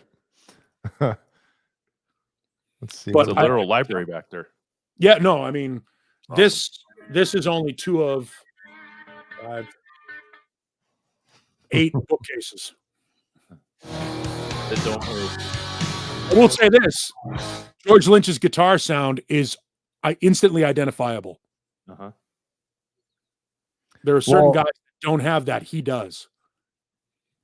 You can make the argument, Paul and I both agree. I mean, I prefer, especially the first Lynch Mob record, I think is just, Yeah, Oni's an amazing singer. it's amazing. And I really didn't get into Dokken until a couple years ago. I've always liked Dream Warriors. I was into Freddy Krueger back then and stuff like that, but I never got into any of their other music until, like I said, maybe about a year and a half ago. Probably been about 2 years now. I think for me, Tooth and Nail is their most complete record. So I don't know. That stuff sounds kind of too dated for me, but this song right here, it's a great song. Into the fire. That's on that record. But again, But that's on that record, the record I just referenced. yeah. So I just played it. Yeah, Right? no, that's my point. Tooth and Nail. You just said it sounded dated, and yet when you hear that song, it still kicks ass. To the fuck. I'm not saying it doesn't kick ass. I'm just, We should do a cover. Dude, We I should mean, do listen to the distortion alone. For friggin' Lynch Mob, man. It's Wicked Sensations. It's the shit. And the drums sound huge. I don't want to get flagged. That's why I'm chopping it up here, but I don't want to get cut. Cut it. I'm searching for a reason. Logan's phenomenal. Yeah. Oh yeah, Wolfgang is releasing his new record with or not new record, but 3 new tracks. One was already released on the Japanese version. Yeah. And then there's 2 other ones. Have you guys had a chance to talk about his performance at the Taylor Hawkins thing after years of saying he wasn't going to play like his dad, and then he comes out and fucking slays it? Mm-hmm. We talked a little bit about it, not a lot. It's clear that they could do a Van Halen tribute show / tour, whatever it is, with all 3 lead vocalists, Wolfgang on guitar, Michael on bass, Alex, and they could do that show because it's clear that the kid can play like his old man. Mm-hmm. He has the touch. He has the swing. He's got the touch. No, he's got all of the intangibles that you just... The rhythm, yeah. Yeah, his right hand is right. The tone is right. The phrasing is right. It's genetic. They could do a Van Halen tribute show. And I'm still against it. I don't think you can do it properly. But if they wanted to do it and the kid wanted to sit up there and play his old man's riffs, I think it would sell. I think people would go. I'm speculating here, but I honestly think Ed told him, don't worry about Van Halen. Like, this is it. Yeah, worry about yourself. Yeah, do your own fucking thing. Yep. Exactly. Do your own thing. The fans are going to want this. The record label is going to want that. Don't do it. And I think he's taking it to the bank. No, look, I mean, he doesn't need to do it. As a musician, he could be the next Steve Lukather. He could be a guy that is on more hit records than anything out there, and yet he's not a household name. And Jesus, wouldn't that be a great way to be the son of Edward Van Halen? If you could just go under the fucking radar and be lucrative, manage that estate, do your thing, and just disappear. Wouldn't it be great if you could do that? Julian Lennon has done it. Jacob Dylan has done it. There are guys that are sons of legends, they're musicians. You son of a bitch. You can do it. Does Wolfgang Van Halen want to disassociate himself with his father completely? Because if he did, he would take the WVH off of Mammoth, or he would change. He would come up with another project. That was one of the problems that Jason Bonham couldn't do. Jason Bonham couldn't take Bonham off of that name. His first band was Air Race, I think. And then Virginia Woolf. These are bands that nobody gave a shit about. And then he toured as Jimmy Page's touring drummer. And then he put out the Bonham Band. Now, obviously, you put your name Bonham on the top, there's going to be an expectation. But he spent the rest of his career trying to respect his father's legacy while separate himself. And it's a difficult thing to do. Can Wolfgang Van Halen decide to go, okay, my musical acumen is such that I can be in all places at all times like Steve Lukather and not be credited? Right. Or do I need to be the son of Edward Van Halen? Because those are your only 2 choices. Dylan! You son of a bitch. You son of a bitch. How do you get to Carnegie Hall? Practice. John Practice, you son of a bitch. It's the greatest fucking handshake in movie history, I think, isn't it? What, the John Practice handshake? No, the Son of a bitch. Oh yeah. Yeah. What's the matter? You son of a bitch. Ain't got time to bleed. The CIA got you pushing too many pencils. Pencils. Pencils. There is a commercial on satellite radio that I heard that is using an Arnold impression. And I sat back and I went, oh my God, that is as good as it can possibly get. Because they were talking about cigars. You could go get the cigars in the springtime. And like everybody knows how to go as Arnold. Well, come on, I'm right here. Do it right now. Stop being Right, such a but- pussy. Stop being such a pussy. Stop being such a pussy. But to do it- who's your daddy do and it- what does he do? To talk about other things and not quote a movie, that's tough. Yeah, that's who Yeah. we are, though. Right. I know. That's all we can do. Again, we're idiots. Women run the world. We just pretend we do.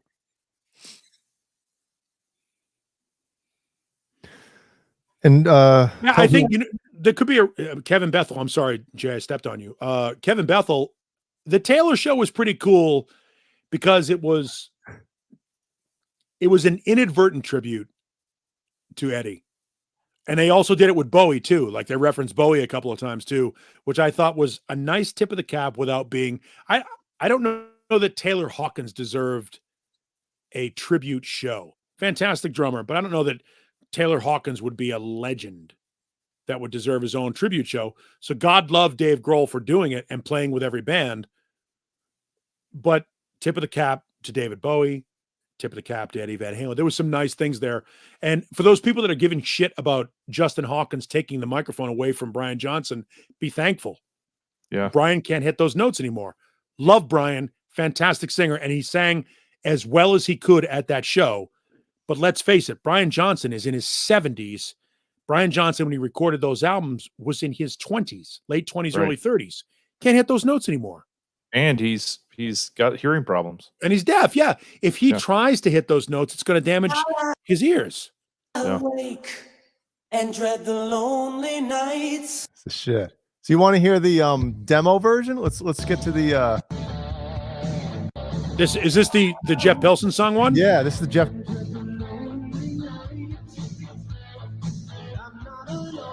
I wonder if we're gonna get flagged. No, because there's not going to be any embedded go copyright on this. Oops, shit. I Crank- hit the wrong button. Crank it up a little bit. I don't know if I can. But it's funny because as I hear Jeff on that demo, Mhm. I wonder how much he augmented Don's voice live. Because his mid-register is exactly Don's mid-register. Mm. And tonally, if they blended those voices, it keeps Don in key.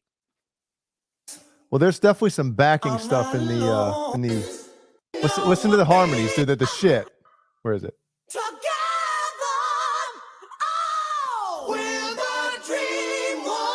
I mean, that's fucking insane. We're the Dream Warriors. Dream. Great. That's a great note. It's great. Man. I think there's an extra. Maybe tonight you'll be gone. So I wonder. Maybe tonight you'll be gone. I wonder if Pilson's in the background there too. You know. Sure he is. Yep. Man. Yeah, as the vocalist, I love listening to those layers Pitch. Yeah. and finding all of them because you can hear it when Don's clearly in his falsetto. Go back to the original, and maybe tonight you'll be I gone. think there's one that has them broken up, like Yeah, maybe total just arm- vintage. But you'll hear him 80s. say when he goes, forever. Hear that breath? Where's this one? Sweet revenge. Hell yeah. The bitter end. This time. Time. A spell. Paul's got it. Illusion. Bound together. Waiting for you. Waiting for you. Paul, you want to cover this song? You can fucking I sing can. the shit out of it. I can. Sing the shit out of it. I can. It's awesome. I love that when people are like, Jesus Christ. I had a friend of mine who sang for, you know who Joe Stump is? Sorry. Joe Stump is he's an Yngwie clone. He's in Alcatraz now. And he was in a band called Trash Broadway back in the 80s. And their lead singer goes, "Hey, Paul, you never told me you were a singer." I'm like, "What the fuck did you think I do? I can't play any guitar. I can't play guitar. I can't play drums. I have no musical ability whatsoever. And I grew up poor. What do you think I did? I sang." Yep. So I would love to do, if you want to lay down some tracks, we'll do some Dokken or Lynch. It'll Mob. take me fucking 3 years to learn the solo. No, it won't. Yeah, he's being humble. I know he's not a talentless guitar player. You're too. That coming I'm not through? even gonna- Nope. Nope, nothing. No. Nope. While he's fiddling with that, Paul, I imagine you probably sat in front of the radio or your stereo growing up as a kid and sang along to everything. That was your jam.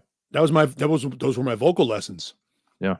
You mimic, and it's funny because Eddie Van Halen and so many other guys say they sat down and they would listen to these records and try to, like Jay is saying, it'll take me a while to learn the solo, because he'll sit down and listen to it to learn the solo.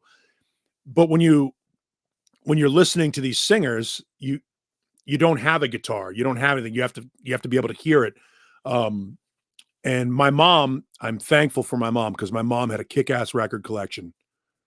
I sang along to everything. I sang along to as much as I could, which might be why I have a range that is outside of my natural range, because I don't know any better. Mm-hmm. Kind of like guitar players that can't read music. They just kind of go, fuck, this felt right, I'm going to do that. It's bastards. No, I'm thankful for my mom. My mom's record collection. I love my mother because of that. And a bunch of other things, bringing me into the world. Right. Are you good, trying it, Jay? Fuck, I'm trying to get my shit working here. Plug it in. Plug it in. Dokken in. How's it going, man? Hey, man, what's happening? We've talked about this for years, about like doing a YouTube jam where we make a record, or at least a song, or at least a piece of a song. Sure. I think we should write an original for the show.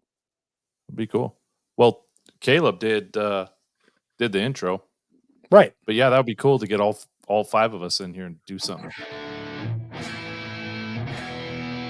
That come through? Yeah. Well, no, it's coming through your vocal mic. Yeah. There's Jay no would spend sound? 5 months. There's no direct it. feed. You're not getting that? No, not getting the direct feed now. What the fuck? Motherfucko. Setting on the It's not unit. coming through. No, I know. I hear it through the headphones coming through. You don't get that. No. Nope. I don't know why. It's weird. Oh well. Well, fuck it then. I won't play it. Won't or can't? That's just sucks. So you don't. God damn it. Do you have it? What else is it plugged into? I don't know, dude. I see it coming out of here. Is it coming through any monitors? I'll be right back. More beer. Okay. Yeah, it's we the can output going through here. We can hear it. It just sounds like it's being picked up, from the room. Like you just hear the guitar. You don't hear distortion. No, go ahead. How about now? No, I hear distortion, but it doesn't sound like it's direct. Maybe there's too much chorus on this. Let's try this. That better or no? Yeah, it's all right. God it's damn not like it was that one Saturday. Yeah, I know, right? Like, hey, we got someone from Twitch. What? Watch with Wayne. Through? Thanks for joining. Is that through? Yes.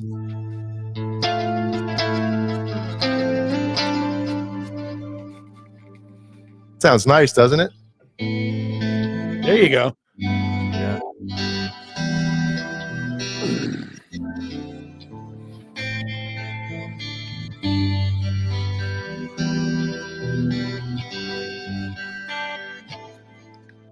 There we go. That's beautiful. Could you play a better song? No, that's probably the best fucking thing ever written. Really? You know what sucks today? Remember I told you I was spray painting something outside? Yeah. Yes. The tip of my index finger has been numb ever since. So doing that finger picking shit right now, I'm like, I can't even feel the fucking string. By the way, I traded a 2019 Gibson Les Paul Standard for a Magnum Research Industries Desert Eagle 50. Magnum condom. Magnum Research 50 caliber Desert Eagle. Ooh. Yeah, I saw the photo on yeah Facebook. Yeah, I traded a guitar for that. I didn't pay a dime out of pocket. Where are we streaming? We're streaming somewhere? Facebook, YouTube, and Twitch. Right? We're on Twitch right now? That's how the stranger starts. Numb finger. Yeah, I'm gonna get my hand numb next. Numb finger. Try running a palm sander for 4 hours. That can't be good for your hands. They were tingling for like 6 hours afterwards when I was redoing my cabinets. Yes, he is killing elephants. That does sound nice. Quentin James, it's the coolest fucking gun ever. Why do you shoot it at night? What? Big old, when you shoot it at night, it's got a big old burst on it. Yeah, oh, I know it does. Desert Eagles they're no joke. I would never have been able to buy one, but I had an extra guitar and my friend wanted one. So I'm like, all right, cool. I'll give you a Les Paul for it. He's like, really? I'm like, monetarily, that works out. Yeah. Is this like when I play? Is it completely covering what you guys are saying, or is it kind of like background? The level's pretty good underneath. Do it like Arnold. The levels they're down, they're underneath right now, so everything is good. That's a pretty cool. I like this preset here. Bernard's Watch. I don't even know what the hell that is. It's a decent amount of chorus. That's nice. Not so, as Paul, deep have you got any new gear lately? Or are you just dumping it? Now, the last thing I got was the Gretsch. How about that one? There you go. A little more chorus, a little fatter lower end would be perfect. There we go. Yeah. Remember, my So we brain. don't get flagged. I'll try that again. Close. So we don't get flagged. Yes. Oh, yeah, that's right. Yeah, that's my excuse.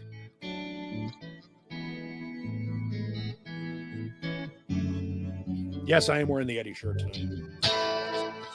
And, is that it? No, higher. Then you got the.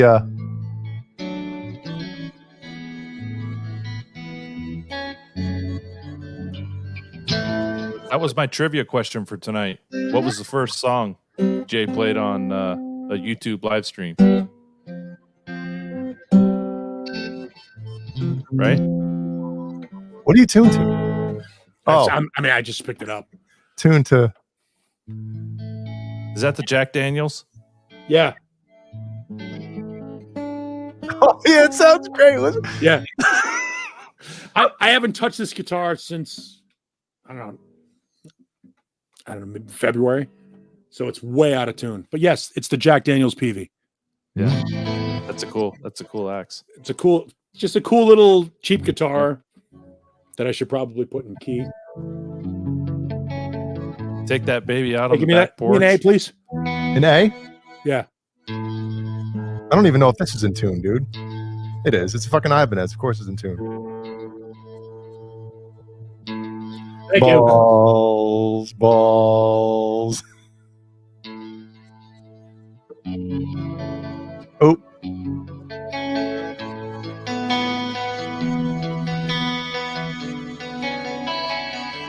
Give Brian a fucking huge boner when he comes in here. Is he coming in? I don't know.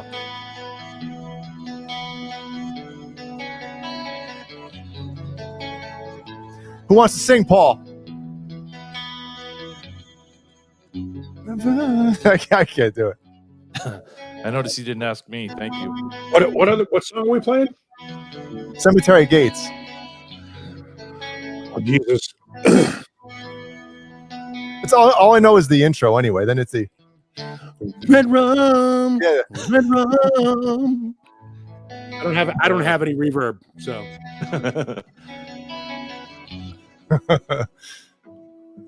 I don't know much clean shit either. It's my problem.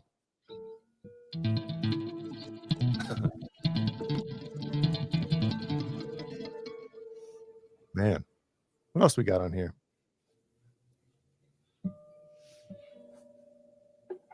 '80s new acoustic. What does this sound like?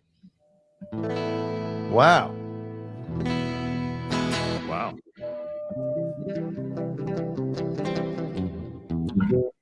I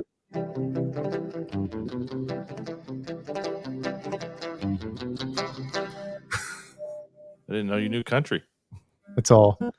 I wish I knew Wanted Dead or Alive. I don't know that one. It's great. Yeah, 12 string. Let's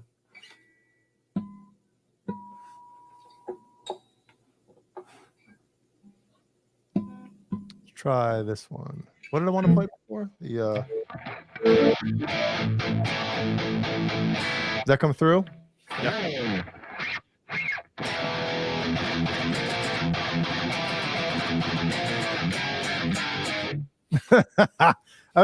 I should do a thing like challenge, like how fast can you play wait.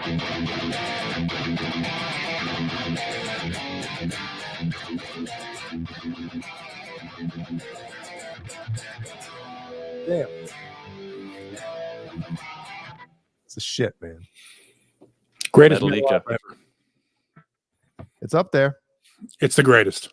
Yeah, it's arguably the greatest. No, well, I prefer Justice, but Master probably is the No, greatest. Master's the tipping point. There was metal before Master of Puppets and metal after Master of Puppets. And as great as Ride the Lightning is, and as well as it set the table, Master of Puppets was the epitome of a right angle where music went and went a different way. Because prior to Master of Puppets, I mean, just literally the game changed. Credit to Fleming Rasmussen for being the engineer on that record. Yeah, I mean, it's just, I mean, you know, Johnny Z, fuck. He was the guy that was smart enough to go, got to have these guys put out their first couple of records. And the Megaforce release of Ride the Lightning, I remember the first time I heard it, and I heard, you know, the Baroque beginning of Fight Fire with Fire. Yeah. And I'm like, this is going to be like a Dio record. I used to know that intro.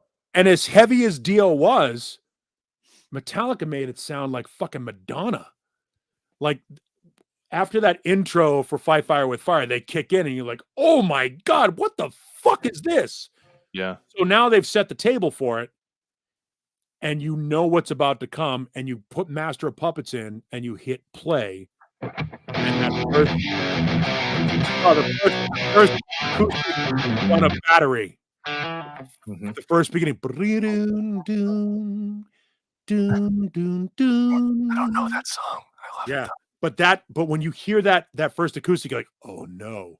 Like they are building something. And then fucking battery kicks in, and that is arguably one of the greatest of any metal record. Any record. Yeah, it's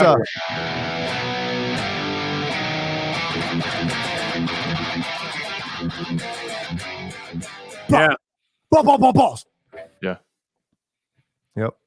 I mean, they were a convergence of talent, timing, and the vision of Johnny Z to go, fuck, man, we gotta do something here.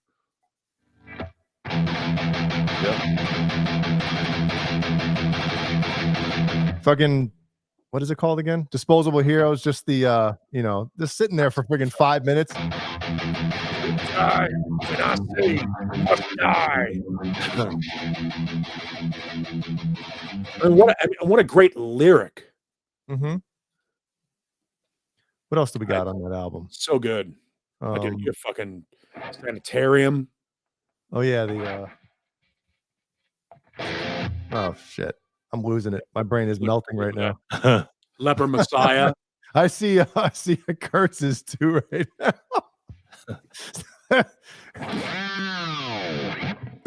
Oh, shit. But my favorite, man, you got the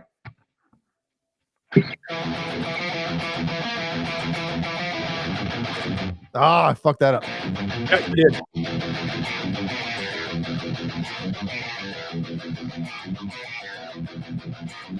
Fucking did that. Yeah.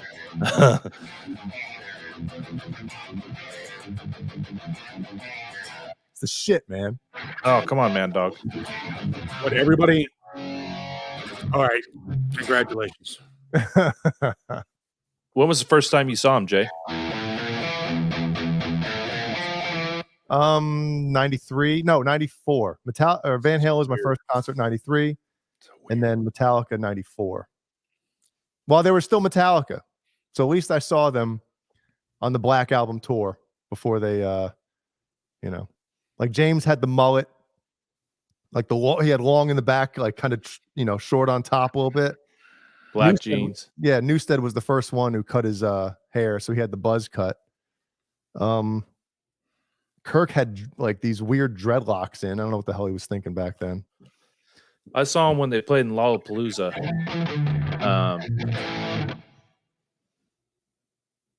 97, maybe? It was something like that, right? Yeah.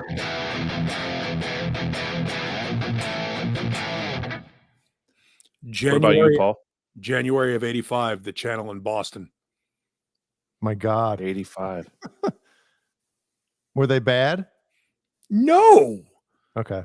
No, I know when you hear a lot of those old Metallica bootlegs. No, they were. I mean, the sound. You can't blame the band. No. I mean, let's face it. When they were doing that stuff, they were doing obviously. Bueno knows. Flag.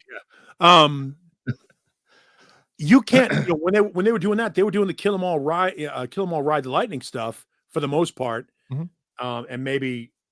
Demoing some of the master stuff, sort of introducing it. But you got to think about they don't really have, when you're on Megaforce Records, your sound guy isn't exactly, Eddie Kramer. That guy is going to go in there. He's going to be in a different room, but whatever their budget is from Megaforce Records before they get signed to Elektra. We're talking about, this is 85. They get signed to Elektra. They re-release Ride the Lightning and then get them in the studio. Kill 'Em All. Yep. Yeah. Excuse me. Kill 'Em All. 2 extra songs too. Yeah. And so you're still out on tour. You're still playing clubs. You don't have your sound guy. You don't have Fleming Rasmussen. You know what I mean? You don't have the guy that engineered the record. Yeah, so you got the house guy sometimes. Yeah, sometimes you get the house guy. So unless you're headlining. If you're headlining, you get your own guy. But your own guy is in a different room. How much experience does he have in 300 different venues around America? Does he know what's going to happen in a 50 by 50 room versus 125 by 117 room, whatever it is? I mean, he's got to fucking figure that shit out. Well, also, Paul, throw in the fact it's going to be muddy no matter what. They're always going to defer to what hits you in the chest, so you can feel. No engineers really knew how to mix that type of fast metal back then. And you listen to those recordings. Nobody really understood, like when Justice came out, that was the first really like that, punch you in the face or hit you in the chest kick drum, where it was like super close mic'd, and everything was super tight. Before then, everything was loaded with reverb and fucking, it was just like they had no idea really what to do yet. Other than Eddie Kramer. Eddie Kramer was the guy that got the, When the Levee Breaks drum sound, which may be the greatest drum sound ever laid to tape. So you've got a guy, you have to bring in the guy that that's going to get that sound. And Metallica at that time, I mean, that form of music didn't exist outside of hardcore. I mean, hardcore was just fucking muddy, and it existed before Metallica. But what Dead Kennedys were doing, like if you go back and you listen to Dead Kennedys and Circle Jerks and stuff, those records sound like shit, but they're super fast. Cro-Mags are super fast. Like all that shit is super fast. So what they did was they took that speed and that power and added some dimension to it. And I honestly believe that Metallica hasn't sounded better since switching from Fleming Rasmussen to Bob Rock. Bob Rock certainly brought them to a bigger sound and something that fits.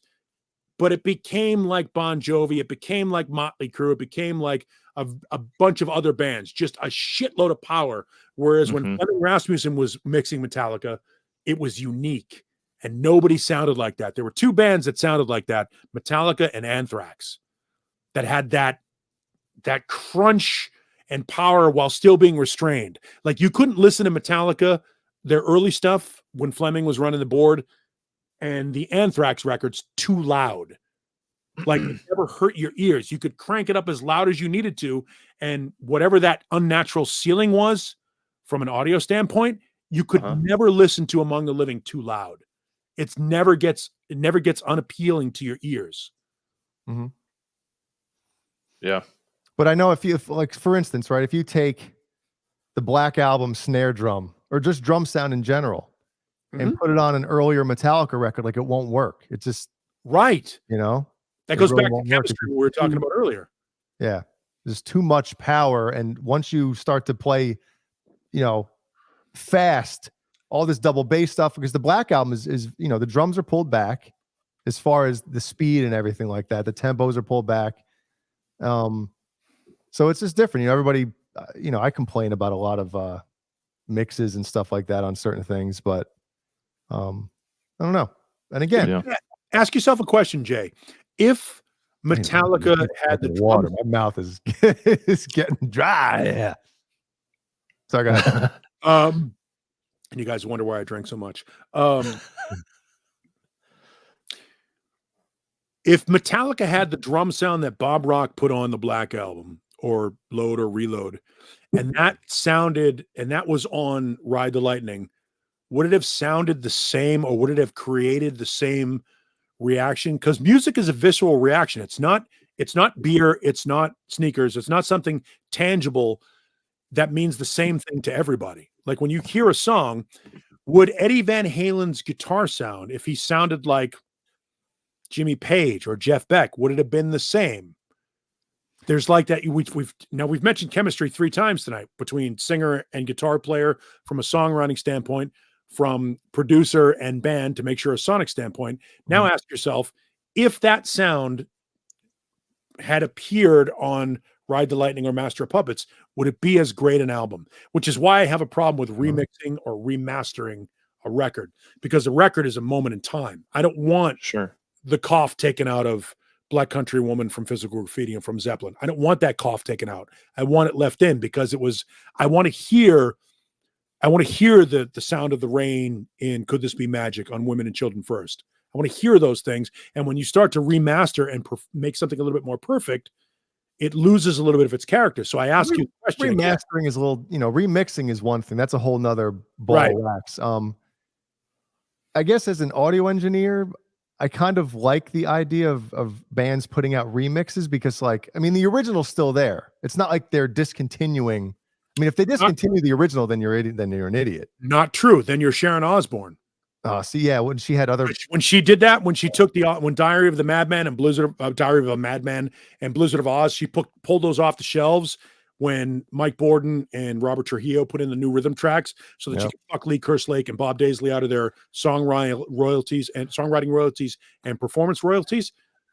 When she did that, that changed the whole product available. I agree with you, Jay. If you're going to remaster or remix a record, as long as the original is still out there, and God love Capitol Records for doing that with the Beatles. You had Let It Be and Let It Be Naked. You had the 2 different mixes of the record, and you could still buy the one that made you a fan. Yeah, sure. You know, but I love hearing, because, you know, sometimes I'll listen to an album and I'll be like, I'll hear shit in the background. I'm like, man, I'd love to hear that, you know, just for my own, because I'm you know, isolated in that. Yeah, and I'm selfish in that sense where I want to hear certain things. You know, but yeah, you're right. Vocals, like layered vocals, you want to hear that. Yeah, and Jason Newsted talks about it when they ask him about, you know, how was the experience with Injustice for All, because his bass is barely audible on the thing, and he says at the time I was fucking livid. What the fuck? Yeah. But he says now he's like, I wouldn't change it. That album is what it is because of what it is, and it's a moment in time and all that stuff. And on one hand, I agree with him, but again, like I think part of the reason why I love Justice so much is because of when that album's on, it's so crisp, and there's something about it sonically is pleasing to my ears. Even though, I guess technically, if you get into all the, you know, frequency stuff and all that, it's not as sonically great as the Black Album is. But at the same time, there's something about how that album sounds that I love, even though the bass guitar could obviously come up, but again, I just because that's what you know. Sounds, it's just kind of like what Paul was saying. You get used to knowing that. I feel the same way about Saint Anger. Oh my god! See, that's the typical reaction. But Saint Anger did what it was supposed to do. It deconstructed Metallica, And that drum sound where it sounds like Lars is hitting a fucking tin can with a ball peen hammer, that's intentional. Like, I love that. It's so like visceral in that way. Sure. Where if you make a record that sounds too perfect or too balanced, yeah, I don't know that it works. That's a lot of the hard rock and heavy metal nowadays. Is Right. everything is so perfect and Right. and everybody sounds the same. But wait, I love those guitars are like searing, and it's like, oh my god, it and the sounds so drums great. too. But but you'll hear the same thing when you go back and you listen to like the end of the bridge, the rejoiner, Heartbreaker from Led Zeppelin, where Jimmy Page is hitting that one chord, and you're like, fuck, that chord is just punching me right in the gut. And if they took that and mixed it a little lower in the mix and made it perfect, it would lose the character of it, the flavor of it. You know, Eddie Van Halen famously says that he made a mistake at the top of the run of Eruption. When he gets up there, when he does that trill is to cover up for he fudged the note. So he puts that trill up there to try and get you to forget the mistake that he made. And yet, if he hadn't made that, or if he corrected it, or if Ted Templeman said, let's get another take of that, would it be what we love about it? We love tragedy. We love mistakes. We love the uniqueness of the honesty of it. Yeah. We love when somebody misses a note. Like that's what we talk about. Man, we went and saw Queensryche the other night, and I was at the show. Queensryche is in Providence, Rhode Island. I think they're opening for Iron Maiden. And they're doing their thing. And Jeff Tate, no, I take that back. They were headlining. And Jeff Tate comes out, and at that vocal break. Wait, Queensryche? Yes. You mean Jeff Tate? Yes, I mean Jeff Tate. So you said Queensryche. Yes, this is 1986. Oh, you made it seem like Earth to J. You said we went to see Queensryche the other night. Did I say the other night? My mistake. I don't know that I did. So Queensryche is on stage, and they're doing this. They're in the middle of Mindcrime, so it's 88. They're in the middle of Mindcrime, and they do the guitar solo. And Jeff comes out and, who do you trust when everyone's a crook? And then there's the silence, and he goes, evolution calling, and the whole 18,000 people went. Spill my beer. It was so awesome, and I wouldn't change that moment for anything. And that's what I think happens when you remix or remaster a record. Well, if Van Halen 1 was recorded, if Van Halen 1 was recorded in the past 20 years, they would have punched that in and they would have fixed it. Which sucks. It's just how it is. There's a song called I Can't Get Behind That by Henry Rollins and William Shatner. Wow.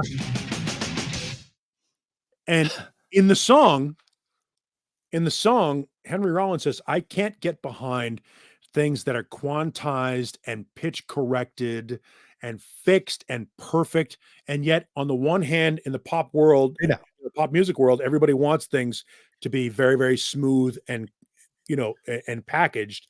On the other hand, guys like us, we want to hear that fucking miss note or the clammed, fret. Or the clam. Hello. So that's the balance, finding somebody that can do that. And that band is Pretty Honey. Yo, listen to this shit.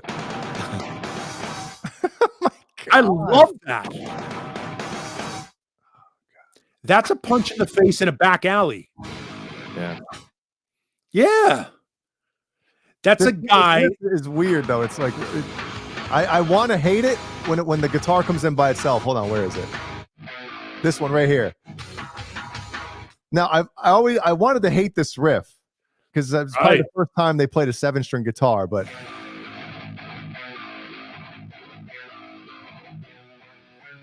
then he comes in with the keg. Ready?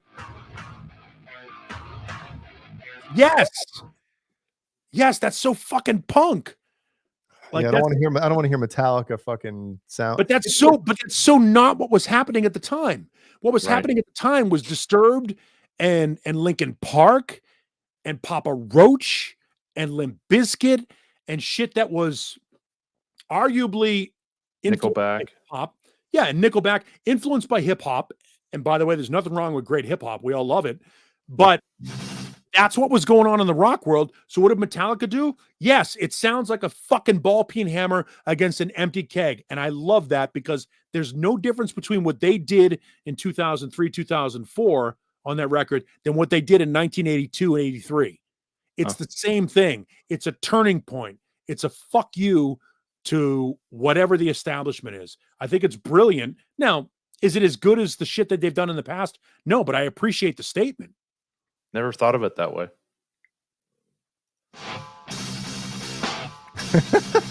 Yeah.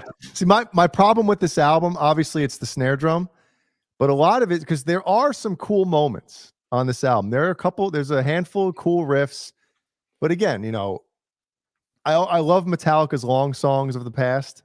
830, 825, 721, 845. A lot of these songs, you know, bands that write long songs that have parts that just are complete, you know, don't work for, I don't know. It's just that part of it kind of annoys me, but there are some cool parts on this album, and I'm trying to think of one, but I can't. It's dirty. But also, Hetfield's voice on this shit is fucking horrible. No. Oh, God. See, some of that stuff, it's like, who thought this was a good idea? But it sounds like a demo, and that's what I like about it. Totally does. Yeah. The rawness of it. And by the way, if you have St. Anger, and not many people do. I do. What the fucking night it came out, Midnight Madness, son. So go to the second disc and go to the DVD disc where it sounds better. Yeah, it's a better mix of the record, and the performances are better. It's live too. They played it fucking live. So you say to yourself, I went to one of the shows. I went to the Fillmore. I have ticket stub from the Fillmore when they did the premiere of St. Anger. It was awesome.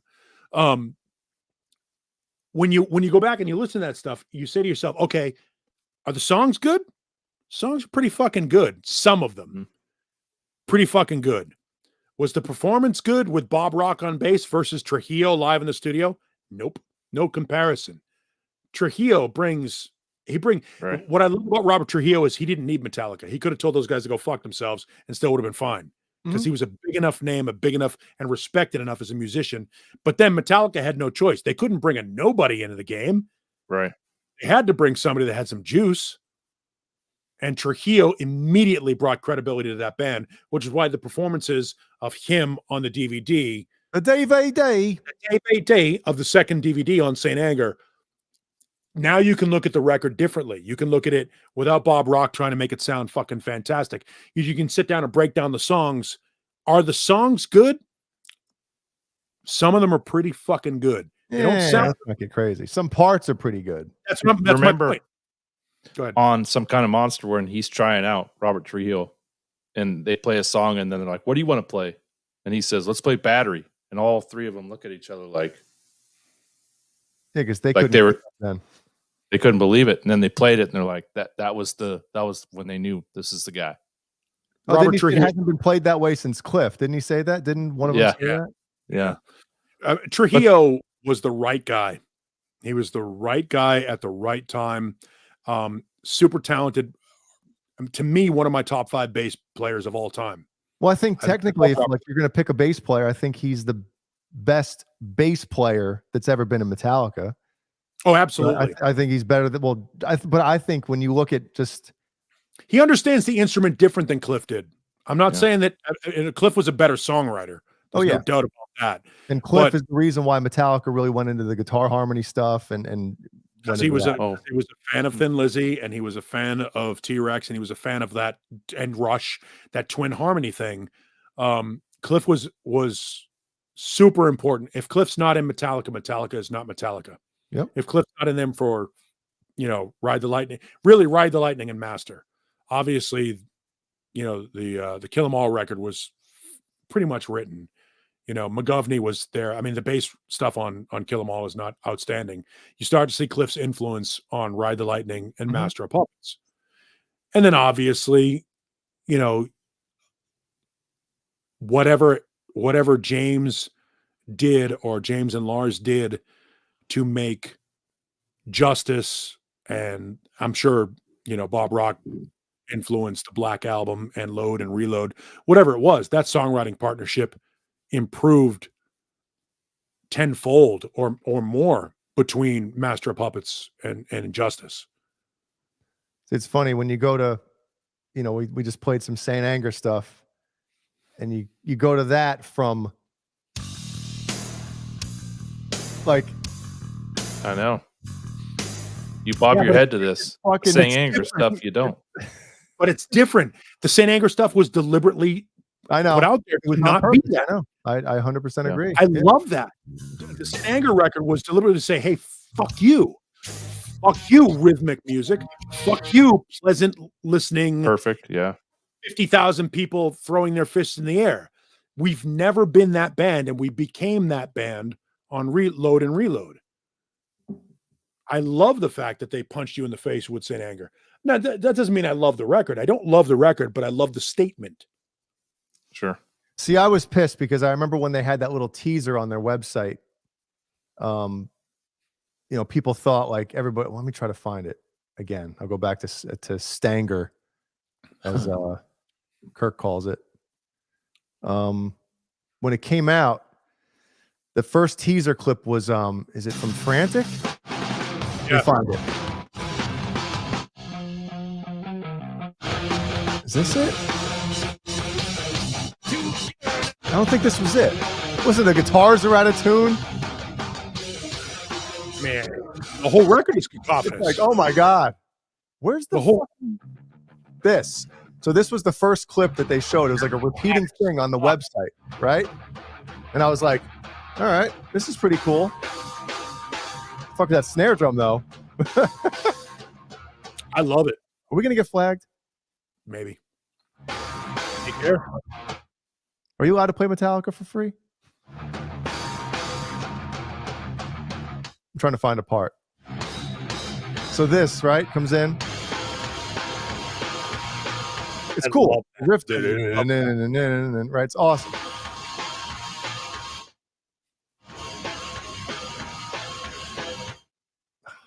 I hate pausing it like that. This. I was like, oh shit, Metallica's back. And then, oh man, and then this shit comes in. I was like, what the fuck? Yeah. It was one of those things. I thought they were kind of like they're getting heavy again and fast and all this stuff, which obviously some parts are like that. But 2003, dude, that was almost fucking 20 years ago. Oh, that's crazy. God. Man, we went to Midnight Madness. I think I showed the picture on one of these shows a while back of us at that Midnight Madness.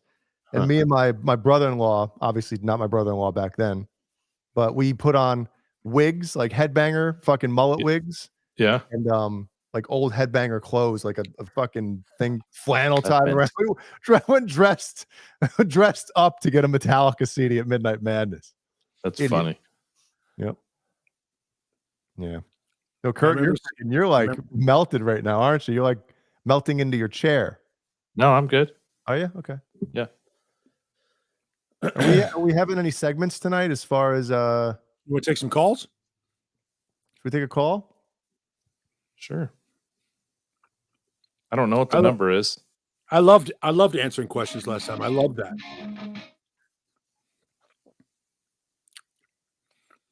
What about a little bit of But I will say this, of the big four, Anthrax is the one that stayed closest to their original charter. Sure. Original charter? What do you mean? Like a band that stayed consistent, like AC/DC. Like you know what you're going to get. Like Ramones, like Motorhead, like Tom Petty. You know what you're going to get. He's not going to take a fucking huge left turn. Yeah, they kind of got there with like obviously after Sound of White Noise is a little. It's obviously darker and slower, but well, Bush is a better like, Volume 8 with like Fuel. Like they weren't. I don't know. They weren't thrash anymore. You know, where Slayer fucking stayed as true as you possibly can be. I gotta piss. I'll be right back. I will say that when Slayer came back and respectfully 6 days ago September 11th. God Hates Us All is a brutally amazing Slayer record. It's really good. If you're into, look, if you're into that stuff, that's not my sweet spot. My sweet spot is, the AC/DC Kiss, like that. You got to give me some groove. Van Halen, obviously. Yep. But if you're into that intensity, I will correct my speech. I think Slayer did, with the exception of the fuck was that record that came out in the 90s that was just like, what were they thinking here? Look it up. It might have been after Seasons in the Abyss.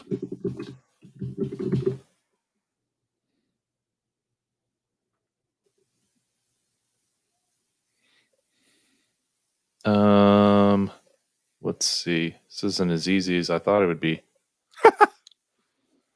Discography. What year? 90. Why don't I know this? I should know this. It's because I'm... Yeah, no. This ain't showing anything. Oh, 90. Okay, here we go. Yeah, Seasons of Abyss. Or Seasons in the Abyss. After Seasons in the Abyss, what came after that? Divine Intervention. Yeah, that's when they started, when Slayer started to go in another direction.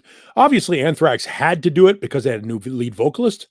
And I honestly believe Anthrax is a great example of a band that made the lead vocalist switch, and it worked out. They're two different I like John bands. Bush too. But I also like Joey Belladonna. Right. I think Joey's a fantastic singer. They're different singers, and I think that John Bush might be the most underrated vocalist in metal history. I don't think John gets anywhere near the credit he deserves because obviously Anthrax, when he was in the band, was not commercially viable, and Armored Saint had never been anything more than a cult band. As much as I love, I'm a huge Armored Saint fan. Nobody gives a shit. In the overall, nobody cares about Armored Saint, as good as they are. Yeah, they're one of those bands that just, I think a lot of metal fans respect them. But I had like fucking my first 2 CDs were Armored Saint CDs, and I'd never really put them in that category of bands that fuck yeah. Armored Saint is Judas Priest. Armored Saint is that they're not thrash, even though they can be. They're not power metal, even though they can be. They're not speed metal, even though they can be. They're like Judas Priest. Judas Priest is just fucking metal. And there aren't many bands that you can say that about. I think Armored Saint is one of those bands. I think Armored Saint is a band that will never get the credit they deserve for being as important as they are. But they're like, if you were to define heavy metal, I would say Black Sabbath, Judas Priest, Armored Saint would be the 3 bands that absolutely define heavy metal to me. Define. I got to use the restroom too, Jay. The restroom. You take a nap? Take a piss. I'm trying to find this. I've been running for like 26 minutes. I gotta stop and take a rest. You're still in Metallica? Well, this is the work in progress rough mix. This fucking part, man. The shit. They overdubbed the fill there. Isn't that fun, huh? Or you say to yourself, did they play it twice and try to sync it? Or did they just play it twice and then after fix it in the mix? Oh, they might have spliced it in there.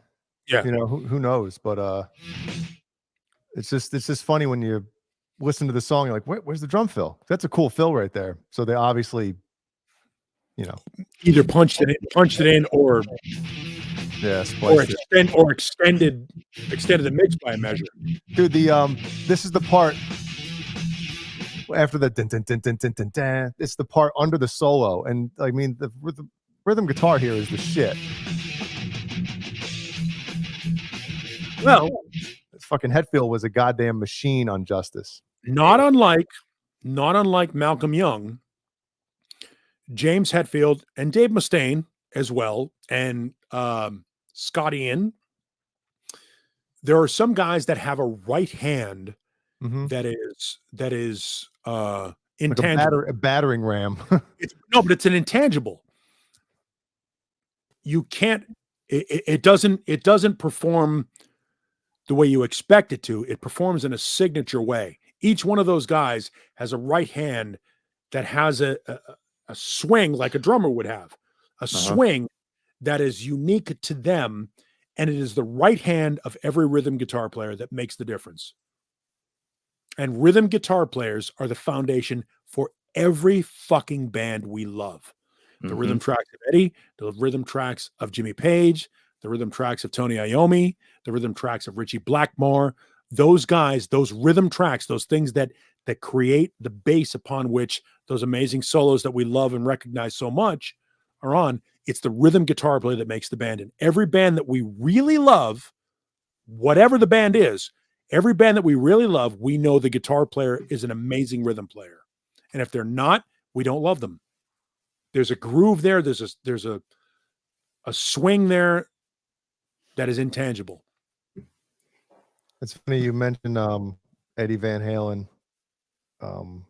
Twitter the other day, and I can't believe, I try not to comment on things, but every once in a while something will get me. I'm like, you know what? Let me try to start a firestorm here and see, see what happens. Shitstorm. Yeah. So I commented on where is it, man? I don't even know how to go to like posts you commented. I guess that's easy. Never mind. Hold on. Let me see. Profile, right? So if I go to, I don't even fucking know. Oh, tweets and replies. Here we go. Now I'm really bogging the show down here. Well, we're all learning as you go. Yeah. So Guitar Fascination on Twitter posted Ozzy Osbourne on Randy Rhoads and Eddie Van Halen feud. Quote, oh, boy. Randy didn't have a nice thing to say about Eddie. They were rivals, as seen on the Guitar World website. So, of course, I fucking comment. Yeah, because Randy knew that EVH was better than him in literally every category. But I'm the only person that commented, so I don't know how many followers. Let's see how Guitar Fascination has. Oh, 392 followers. Never mind. Yeah. I guess that's why. But I don't know. That's one of those things I threw in. I was like, let's see if I can, get people to lose their fucking minds over here. And then you go check back, nothing. Nothing. What's wrong?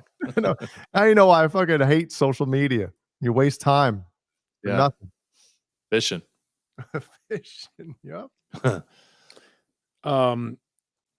Jay and I agree on this, and we have for years. Randy Rhoads may be the most overrated guitar player next to Jeff Beck in the history of music. I would agree. Randy did not write those songs. Bob Daisley did. Mm-hmm. Randy played brilliantly on those songs, but Randy's tone was, terrible. If you isolate Randy's tone, it's unlistenable. Whereas if you isolate, Eddie Van Halen's tone, or even Yngwie Malmsteen's tone, which is fucking hugely compressed, you can at least enjoy it. But Randy Rhoads, it's like it's coming through a fucking transistor radio. Here's everything you need to know about Randy Rhoads. And it sucks because if Paul at Put it through here. Is this Randy's mic? Or is this Randy's amplifier right here? Yeah. Paul at Neanderpaul.com. If you want to fucking throw some hate mail my way, I'm good with it. All right. All you need to know about Randy Rhoads is Randy Loads. How come there's not a porn star named Randy Loads? Sorry, Paul. Go ahead. No, we're good. Randy Rhoads released 2 albums with Quiet Riot before Metal Health. Quiet Riot had 2 albums, Quiet Riot 1, Quiet Riot 2. They were released by CBS Japan and never officially released in the United States of America. Because what'll happen if you listen to it? After Metal Health became the #1 record in America, the first, despite what Pantera will try to tell you, Pantera fans will try to tell you, the first heavy metal record to ever go #1 on the Billboard charts, Quiet Riot's Mental Health 1983-84. After that record became the most popular record on the face of the earth, CBS Records chose not to release the albums by Quiet Riot featuring Randy Rhoads because the songs were terrible. He was not fantastic at the time. Bob Daisley wrote great songs. Ozzy Osbourne did amazing vocal performances, and Randy created some amazing guitar parts for those two records, the Blizzard of Oz and Diary of a Madman records, and even the live tribute record. Tonally, they were awful. I couldn't find it for a minute. Tonally, they were awful. He gets a ton of credit and a ton of run and a ton of elevation when in fact he was just a good guitar player.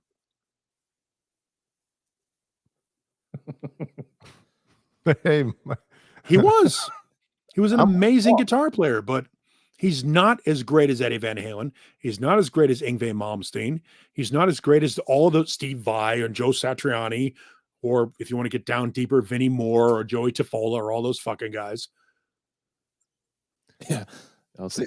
That's the thing is, listen, if you know, Randy Rhoads is great, but to be considered one of the greatest ever, right? You have to check a shitload of boxes, and you can't just be like, he played great solos. It's like, okay, a million guys. I mean, obviously back then, you know, oh yeah, Jakey Lee is the best, I think.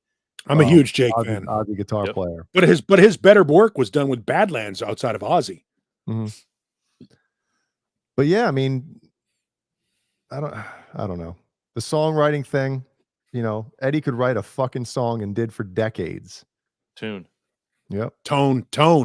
Tune. Yep. I love when Steve Vai talks about when he got into Zappa's band. One of the first things Frank said to him was basically like, your tone is shit. Yeah. You know, and Vai, and here's the one thing I love about Steve Vai.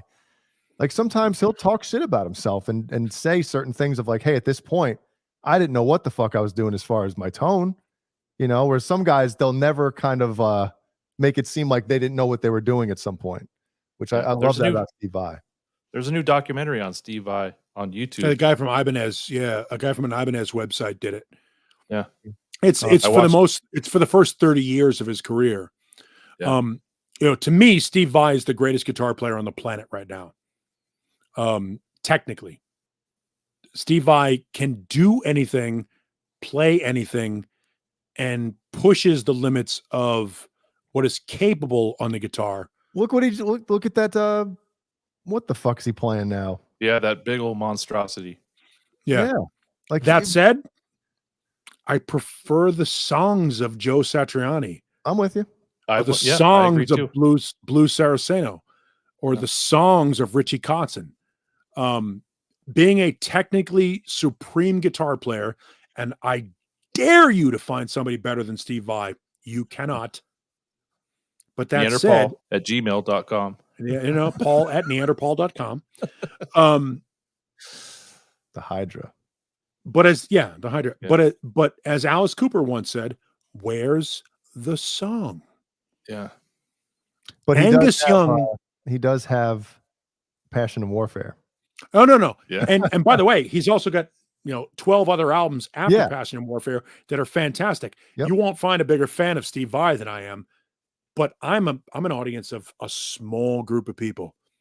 This brings me to what I was just saying. Angus Young in 1983-84 on the Fly on the Wall tour is headlining. AC/DC is headlining over Yngwie Malmsteen. And I think somebody will correct me if I'm wrong, but I think the Trilogy record had just come out.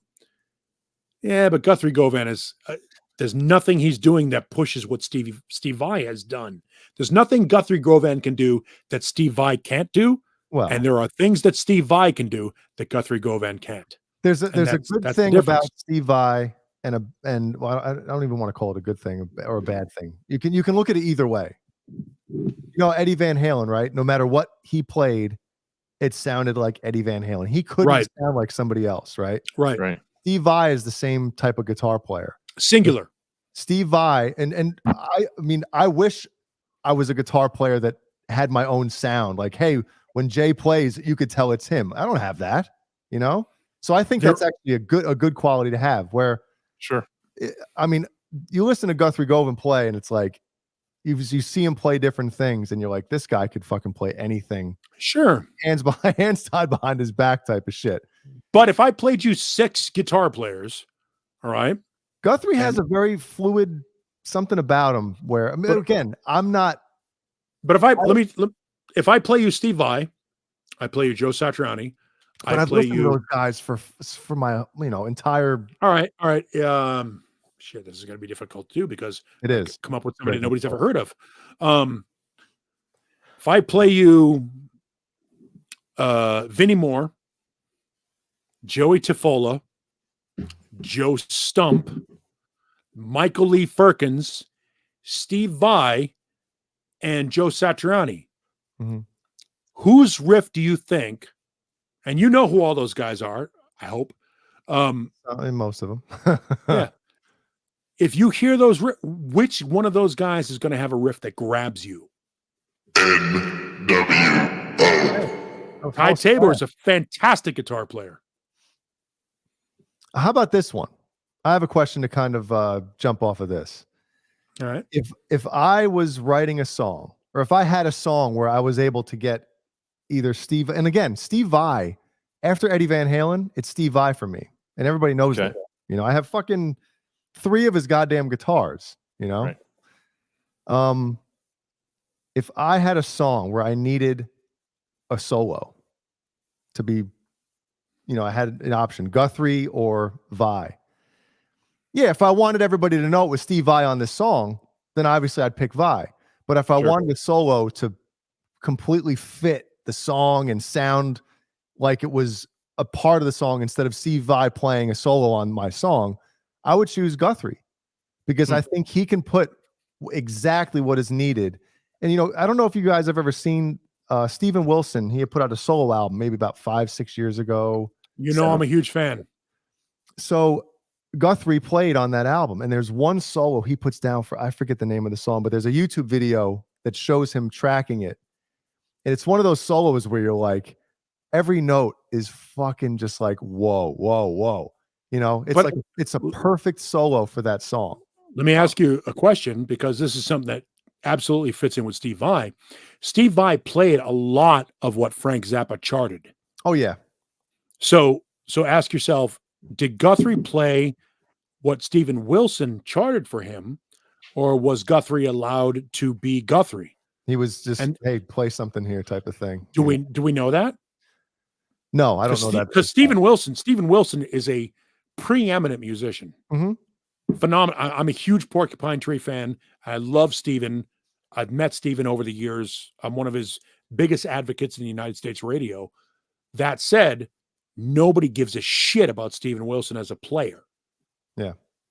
Guthrie Govan obviously has a name. He's obviously shown up in. Yeah, but the only people that know his name are musicians, guitar nerds, guitar players. Yeah. Right. Yeah. So which is a shame. It's a fucking shame. No, I'm with you. I felt that way about Blues Saraceno back in the day. I thought Blues had, and Richie Kotzen. I think those guys have. Richie Kotzen, as good as a guitar player as he is, he's a better singer. Yeah. But those guys, there's like that handful of guys that were up there. As an amateur drummer, want to impress me? Put him on Eat 'Em and Smile. Well, that's Greg Bissonette. Bissonette's a phenomenal. Maynard Ferguson, he's a phenomenal drummer. But you get these guys that are phenomenal guitar players. How many of them can you identify by tone or by touch? Mm-hmm. I mean, and that is the true spirit and power of music. The singularity of somebody. Brian May when you hear him. Eddie Van Halen when you hear him. You hear even Jeff Beck or Richie Blackmore or Steve Howe. David Gilmour. David Gilmour, Mark Knopfler. There are some guys that when you hear Chet Atkins, Les Paul, when you hear these guys that are amazing players, when your ear is educated enough, or when that person is singular enough to transcend the wall of nonsense that is commercial music right now, you know when you hear somebody. When you heard Eddie Van Halen on Beat It, you knew it was fucking Eddie Van Halen. Yep. You knew it was Eddie Van Halen. There are certain people, and when you're an instrumentalist and you can do that and you can bring that singularity to the game. Is that the word for the night? Singularity? Yeah. Because that's singularity equals immortality. If you're somebody that can't be compared to, or is the barometer like the Beatles, like Led Zeppelin, the Beatles. if you're a band that is the barometer for which everything is measured against, you are singular. And guys like Eddie Van Halen and guys like, I'm not a huge Clapton fan, but you know Eric Clapton when you hear him playing, and David Gilmour when you hear him playing, there are certain guys that you just fucking feel, or the minute you hear it, you go, yes, that's that guy. That's their signature. And when you have gotten to that point, you have transcended everything. And guys like Vi will never get there. As much as I love him as a player, Vi and Guthrie and Yngwie, if there was ever going to be a guy that was going to take what Eddie did and add some spice to it, add some musicality to it, add some intelligence to it, it was Yngwie. And nobody fucking cared because they'd rather listen to Angus or Chuck Berry than Guthrie Govan or Steve Vai every fucking time. Because Eddie Van Halen put the music and the song before the shred. You know Serve the song. Yep. I mean, how many, like I've said this before plenty of times, how many, you can probably count on one finger how many times Eddie Van Halen overplayed on an album. Van Halen 3, a lot of overplaying. Yeah, Van Halen 3. Yeah. I mean, up until then, it's like he always played for what the song needed, and it's hard for guitar players that can play that type of shit to hold back. Right? Well, because Robert, we want to throw as much as we want to fit as much in as we can. Robert Plant once said, the brilliance of John Bonham was not what he played, it was what he didn't play. And that's the key to an amazing guitar player. Somebody like Keith Richards, who's not technically good, Pete Townsend, who's not technically good, but they know when to let the music breathe. And when a band lets music breathe, for whatever reason it is, if it touches because music is an emotional medium. It's not this, it's not cars, it's not guitars. Guitars are finite. We love them. What happens with a guitar in the hand of an artist is unequivocal. It's transcendent. And when you find a band, whether it's, the greatest guitar riff, whether we want to admit it or not, the greatest guitar riff in the history of recorded music is either Rock Around the Clock or Johnny Be Good. The rest of it is there's these two up here and then everything down here. It is down here. Not so much up here, but down here. Down here. It's the Big Bang. It's the thing that made everything happen from that. Well, hey, the Big Bang is no longer. You see that? It got debunked by the James Webb Telescope. You see that shit? Pretty fucking amazing. No? Nobody wants to take a bite of that one? Well, speaking of Van Halen, and we've discussed this as well. Alex's snare drum, right? Yes. Yeah. So yesterday I was in Ellie's room, singular, to put some laundry away, and the music was on low, and I have a it's called my Sammy Hagar radio mix on my Spotify, where I have a shitload of 80s rock, Sammy, Van Halen, all the good shit, And can we admit that Standing Hampton is the best? Standing Hampton is the best Sammy record overall. You might be right. Right. Yeah, for sure. It's his first good record too. Everything before a great that record, kind of crummy. But anyway, the music was on low, and the first thing I heard was Alex's snare drum. That's why I knew it was a Van Halen song playing. I was like, holy shit, man. It's true. It's true. And speaking of Standing Hampton, do you know what that means? I told Jay this a few months ago. I looked it up at some point, but I don't know. Yeah, it's the European slang for hard on. Oh, nice. Arguably my favorite Sammy Hagar song, Can't Get Loose, is on that record. That's a good one. You know what makes them stand and fight? That song. Jay will pull it up. Yeah, it's a great. Pull it out.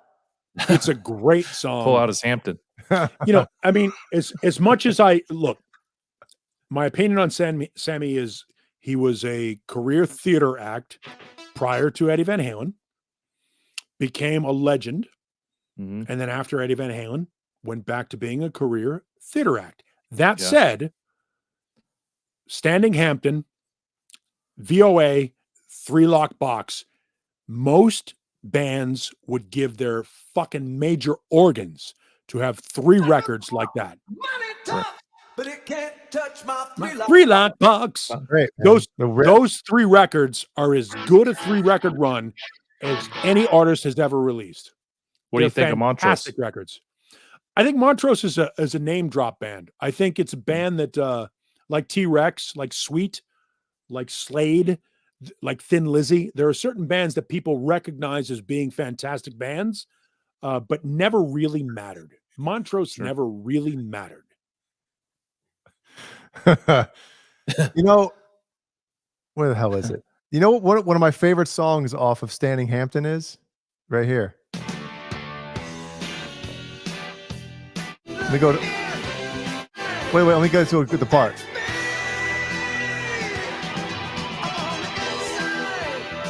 I don't think Sammy will ever get credit for being as talented or proficient a vocalist as he is. Again, Not he's even the guy. vocalist, fucking songwriter. Yeah, his lyrics are fucking dude. cheesy as fuck. They're cheesy as fuck. Especially his stuff after Van Halen. Songwriter, the music, like he wrote some fucking good. Did he arrange it though? songs. Did he arrange it, or did Ted Templeman arrange it, or did Bruce Fairbairn arrange it? I don't know. I wasn't in the studio, but all That's I'm my saying point. is, you know, My point is, Sammy's lyrics very saccharine. You do what you want to do. Yeah. I leave it all up to you.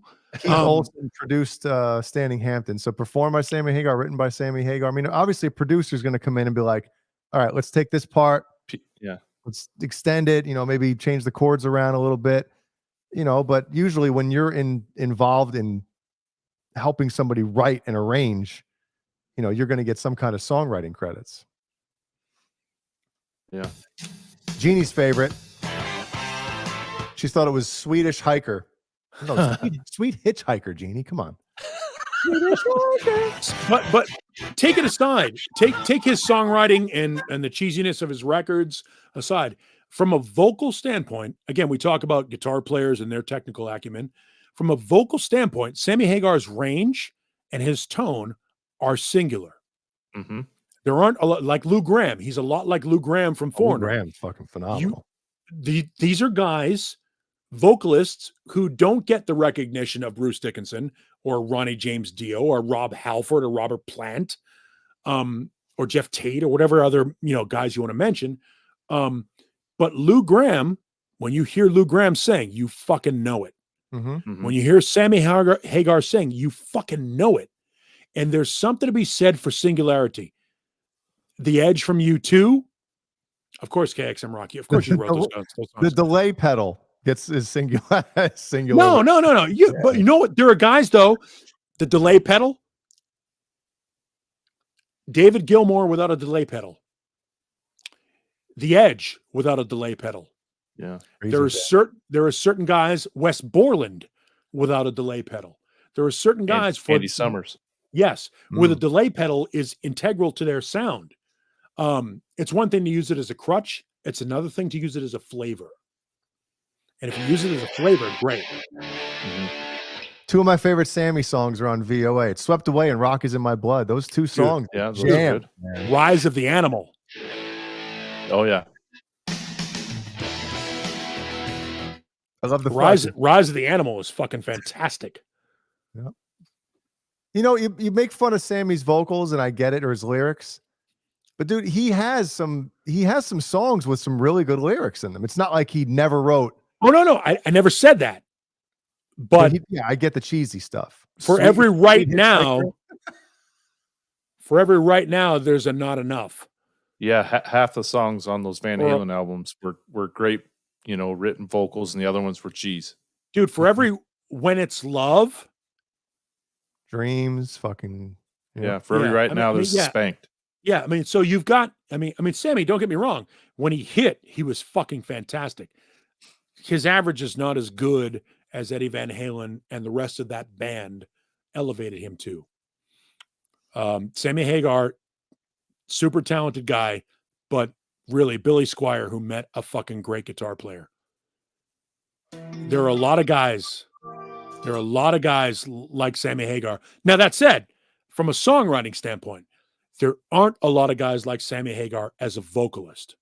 Sammy is I don't think he'll ever get credit for being the singer that he is because he was in Van Halen. But on the other hand, if he weren't in Van Halen, he wouldn't be in the Rock and Roll Hall of Fame. He'd just be another guy. Yeah, and live, you know, you guys saw the Balance tour. That was my first time seeing him live, and I thought he killed it. He was amazing. His singing. Yeah, but he was like Cornell, though. He was like Cornell, though. If they had a 15-song set, 8 songs into it, he either fucking blew it out or he failed. Yeah. You know what I mean? I mean, don't get me wrong. When he blew it out, it was fucking awesome. And that was more often than not. They had to start tuning down a half step on that tour. Right. Happens to everybody. I know. But we were just talking about this earlier with the St. Anger record. 7-string guitar, drop it down another half step or a whole step, and suddenly you're into it. Well, yeah, and Metallica started tuning down probably midway through the Black Album tour, a half step, because James, his voice was getting a little. Dude, fucking Zeppelin did it. Van Halen did it. A lot of bands do it because that half step to the ear, again, it fattens it up. We were talking about this earlier about pushing up a record from the low end. Yeah, and it extends your voice.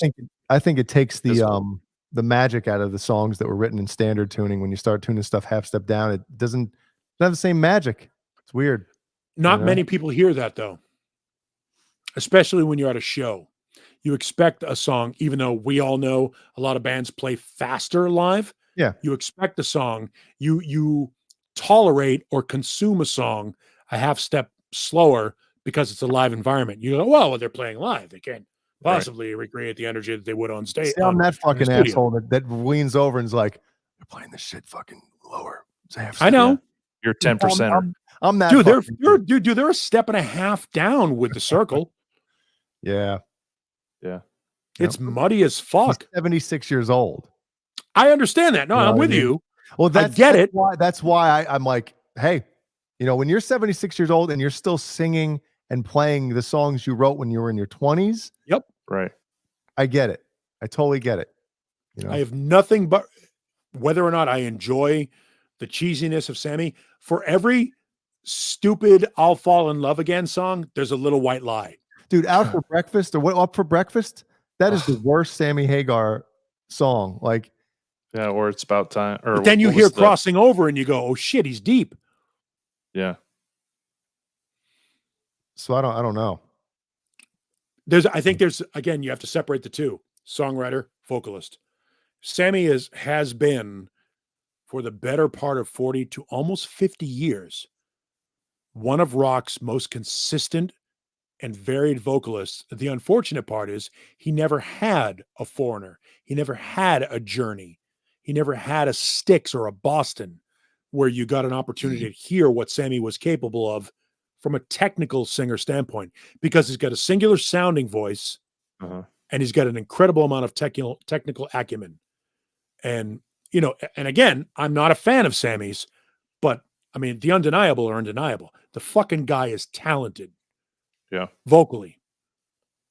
And by the way, not a bad guitar player either. No, he's a good guitar player.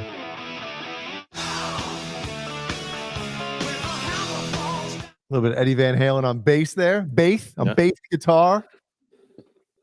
Dude, that song kicks ass. Hands and Knees kicks ass. Yeah. And there's a reason why there are not many, if any. Well, there are some, because Van Hagar, obviously the cover band Van Hagar, sings the Hagar stuff. And obviously Nerd Halen does Hagar stuff too, but not familiar with them. Yeah, I never heard of them, right? So nothing but enough for Caleb and Hal. Fucking, there's a reason why there are not many Van Halen with the Hagar era cover bands, because Sammy's voice is very, very tough to imitate. Outside of Dave Meniketti, I've never heard another guy that sounds like Sammy Hagar. It's hard. Dave Meniketti has the exact same, and they're both from the Bay Area. I'm a huge maybe that has Y&T. something to do with it. Maybe. I'm a huge Y&T fan. I think Dave Meniketti is one of the more underrated guitar players, songwriters, and Y&T are one of the more underrated bands of all time. They signed bad record deals. They were with a fucking bad record company, and they never really got what they deserved, but they're a really good band, not unlike Montrose and Thin Lizzy. They're a band that sits under the radar that those who know. That said, pull up Don't Be Afraid of the Dark from Y&T, and it'll sound like a Sammy Hagar song. Because he vocally, he's very similar. And Meniketti is super talented. This was like the final straw with why Van Halen went up in smoke right here. Fucking put out Unboxed. Yep. What do you want me to pull up? Y&T? Y&T, Don't Be Afraid of the Dark, or Rhythm or Not, or Boys Night Out. Like all of it sounds like Sammy Hagar is singing. Oh shit! I'm gonna have to find what. Give me an album, because on the popular. Contagious. Just pull out Contagious. Okay, here we go. Should I fast forward a little bit? No, it just sounds like a Sammy Hagar song. Then get to the. Let me go 30 We'll do it about 40 seconds. Oh yeah, I can hear him singing that. Yeah. We're gonna get flagged for that. Yeah, I can hear him singing that. It's very, very similar to Sammy. But neither of those guys will ever get credit for it. No. Right. But you got to give Crammy. You got to give Crammy. You got to give Sammy credit. It's like he's fucking works his ass off too. He does. Dude, imagine like still at that age, not even just. He's not just touring the old classic stuff. Like they're still putting out music now. Whether it's good or not is an argument for another day. Sure. But they're putting out shit out. They're putting out music. They're touring. He's doing that TV show. He's all over social media. He's doing the good Santos things. Yeah, the booze thing. Here. Okay. You guys done the Santo, right? Yeah. Thank you. It's shit. good. Yeah, man. But he's busy, man. He's not just waiting for the next best thing. Yeah, at that age, dude, with all the money that he has, I'd be just sitting home, pumping Viagra down. Right.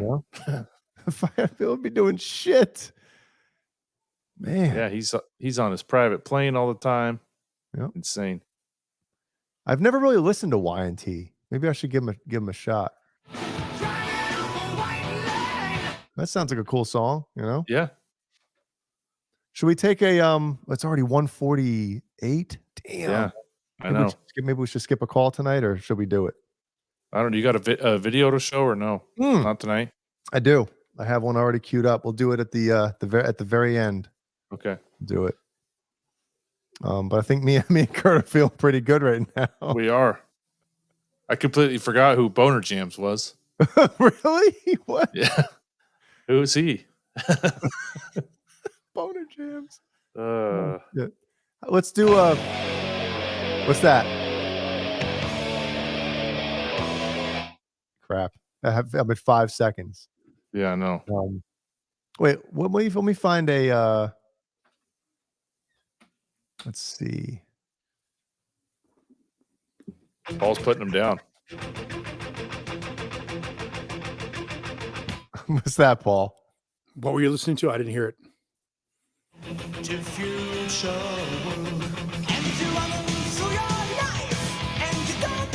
Fuck yeah, man. A little bit of Don't know what to Halloween. lie.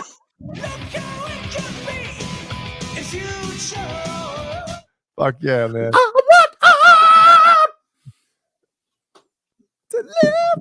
Oh man. I loved Halloween. Yep. I thought Halloween. I mean, obviously they were a weaker Queensryche. They were Germany's Queensryche. Mm-hmm. Oh, they're from Germany. Yeah. From Germany. Germany, yeah, sure, you betcha. Come on, we're over here. We're taking over Germany. Stop being such a bullshit. Come on. Stop crying. The best. Opera metal. Yeah. No, you know what though? That's see, look. Look, one of the things that I will always advocate for, being an old guy, Big tits. I don't have big tits. No, I said is big tits. Oh, like don't we all like big tits? Yeah, is the diversity in music, and I'm not going to fucking limit it to hard rock or metal. Queensryche and Halloween sounded different than Bon Jovi and Motley Crue. Mm-hmm. Bon Jovi and Motley Crue sounded different than Judas Priest, Iron Maiden, Malice, Motorhead, and Armored Saint. Metallica sounded different than everybody. Mm-hmm. Anthrax sounded different than everybody except Metallica. At least at that point, now I'll take it away from hard rock, the English beat didn't sound like Duran Duran, which didn't sound like Devo, which didn't sound like The Cult, which didn't sound like The Smiths, which didn't, even though close, didn't sound like Susie and the Banshees. All of those bands at least had some fucking depth to them. So when you talk about symphonic metal and you talk about Halloween, Halloween was every bit as good as Fate's Warning and Queensryche and all of those American prog metal bands, Dream Theater. Well, Halloween those albums are. Halloween is every bit as good as, if not better than, Dream Theater. Get out of here. Go back and listen to the Walls of Jericho. Go back to listen to the Keeper of the Seven Keys records. They're fucking musically amazing. Every bit as good as anything that Dream Theater has ever put out, with potentially better songs. But here's the thing: is Dream Theater has been pumping out records since 1990 with their first one. When you're Halloween and you're from Germany, nobody cares. There's only room for a certain amount. There was room for Scorpions and Accept and nobody else. No, I'm talking about how many good albums does Halloween have? You know, once Michael what was his name? Kinski? Yeah. Once he was No, you're gone, right. 3. You know? 3 records. Walls of Jericho, Keeper 1, Keeper 2, and if you want to include the I Want Out EP, okay, great. We'll put that in there. But after that, nobody gives a shit. But Queensryche I'm with you, Renus.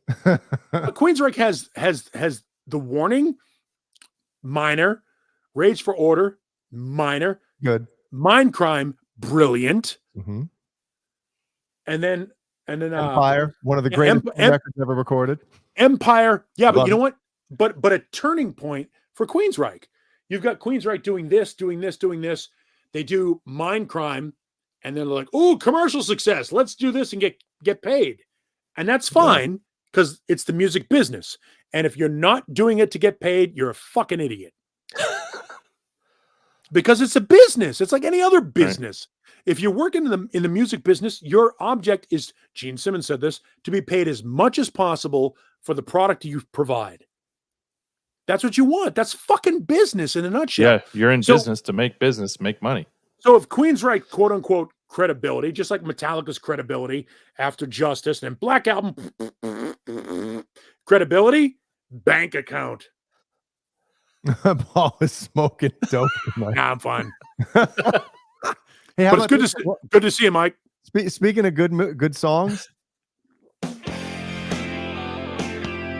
hell yeah, fucking spectacular. Yeah, and again, talk great about vocals, right? Great vocals. Just listen to the. Where's the delay on that? Man, it's such a great song. Do you know what my favorite Blue Oyster Cult song is? Shooting Shark. It's not this one? No. God. Although I love Godzilla as well. Yeah. What did you say? Shooting Shark? Shooting Shark. It's like a 6.5 minute song. But the Let song me guess, construction- it's a deep cut, isn't it? No, it was a single back in like, I don't know, 84, 85, something like that. Shit. I don't even know where the fuck that would be. No, it's Shooting Loads. I know where that one is. That's right after we get off here. That's the Peter North greatest hits record. Greatest tits. Again with the tits. With the tits. What? With the tits. Would you rather have a girl with huge, not like too huge, like you're walking down the street and it's just like fucking a distraction for everybody, just like decent size, set of nice tits, Okay. and kind of a not a good, I don't want to say a badass, but like maybe a little flat, nothing, or would you rather have a girl with like okay sized tits but a fucking awesome ass? I would say okay size tits, awesome ass. Yeah, me too. I would say, dude, I'm an individual guy. Like, I don't think Salma Hayek. No, are you singular, Paul? Are you Paul? No, Singular. I wouldn't say I'm singular.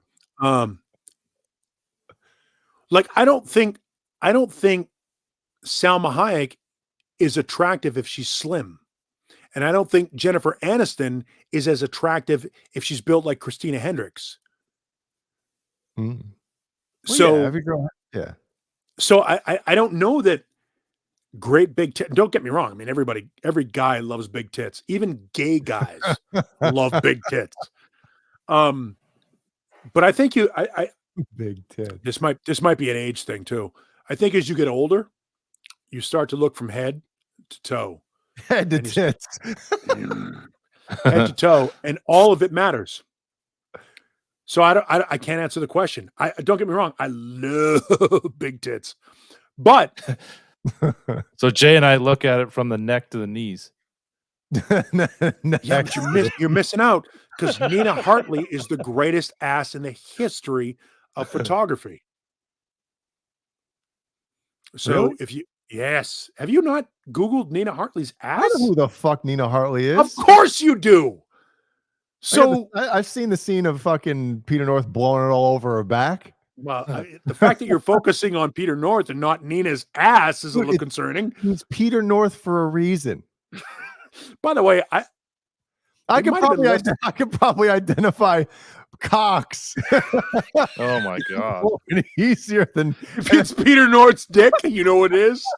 If he's like edited in as he's edited in as B-roll, you're like, hey, that's not Herschel Savage, that's Peter North. No, there's a reason for it, right? Because in porn, there's usually only like a handful of male actors, and it's like just a slew of chicks. You know? Of course. Yeah. So because medical school is not cheap. Keith Campbell, what's happening, man?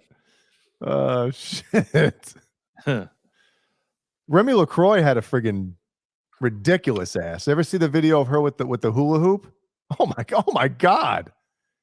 No, Jesus it's Nina Hartley and everyone else. Nina Hartley and a friend of mine, because I have a friend of mine that has just, but I can't discuss it. What's her name? Let's look her up. Nope. But it is fantastic. Man. That's the worst part. The worst part is when you see one of those and you go, oh, yes, no, shit. Smells good, looks good, must taste good. Yep. Right, Jay? All you can do is just kind of go, okay. Yeah, as I get older, brains matter a lot. Yeah. You know what, Jeremiah? You're right. Mm-hmm. There's nothing worse than banging a chick and rolling over the next morning and go, hey, how you doing? And she's on her fucking phone. Paul is old. I am old. You're not that old. I'm old. I'm old and I fucking rule the world.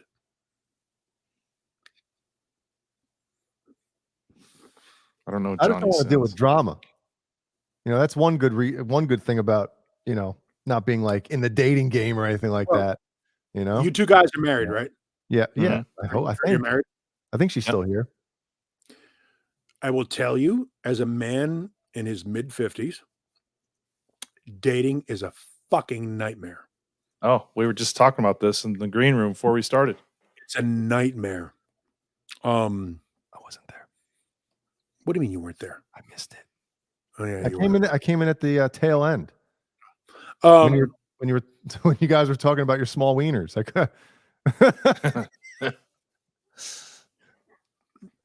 Hey Paul, Dave? is this getting bigger? No, it's cold in here.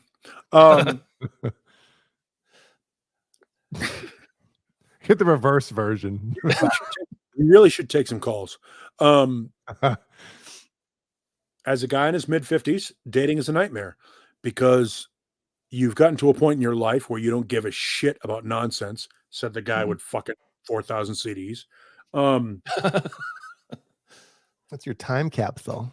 But you don't, but yeah, it's my childhood. My inner child needs to embrace the music. Zims, Raiders, Cardinals. I think the Raiders win because the Cardinals are fucking awful. Because Kyler Murray can't see over his offensive line and can't handle the snap in the shotgun. Where were we going with that? I was dating. Dating. Oh yeah, dating. You get to a certain age where you have to determine what's that number that you won't go below, because you don't have any common interests. And as much as getting a nut is awesome, getting one or giving one? Giving it.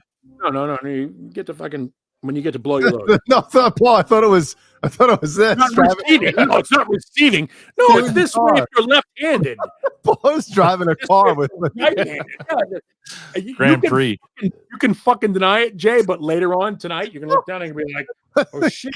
It ends in the way that I've been beating it for fucking 30 years. Dating, yeah, I'm with you, Zim. They're going to fucking lose.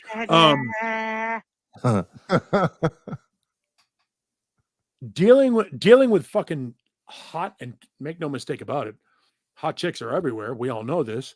But as hot as a 25, 30-year-old woman might be to throw herself at you, me, any of us, what the fuck do you have to talk about after you nut? And don't get me wrong, nutting is great.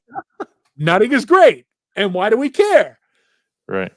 But at some point, and you guys have figured it out, at some point you find that person you want to be with for the rest of your life. And that's what everybody else is searching for. So when you run into somebody that is amazing, yes, exactly. The European is what we call that. When you run into somebody that's amazing, you fucking grab hold and you never let go. Mm-hmm. Because that only happens once, twice, twice times a lady. 3 times a lady. Santa Cruz ago 12 years. Oh, younger. Oh, sorry. I don't know what 12 years. I had to do a double take. So for me, that would be what 42? All right. I get that.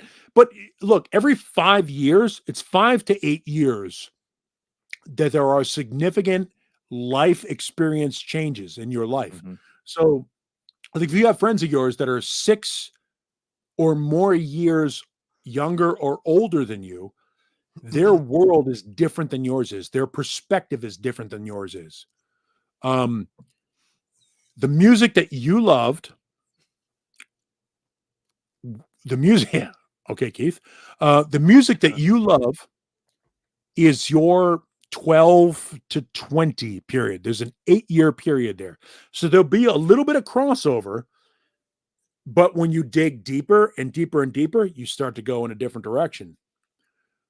So finding that person that you connect with, grab them and fucking hang on. Yeah. Hang on as long as you can. Not too tight, because then they'll fucking... Oh no, don't be an asshole. But I can tell you, you guys are both happy in your world. I'm still trying to figure out where the fuck I'm going to be. That sucks. Hey, you know what the coolest thing about today was? Even though I fucked up. And you got your dogs. Today, yeah, dogs are awesome. When I cut that goddamn cable, and it cost $200. Like, I was way more pissed. Like, Jeannie was just like, why are you so fucking pissed? Shit happens, you know?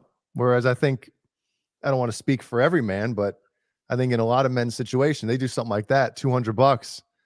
You fucking, you know, your ass is getting, you know, you're in the doghouse for a day or two, you know? Yeah. So, and it obviously made me feel better when, you know, $200. What?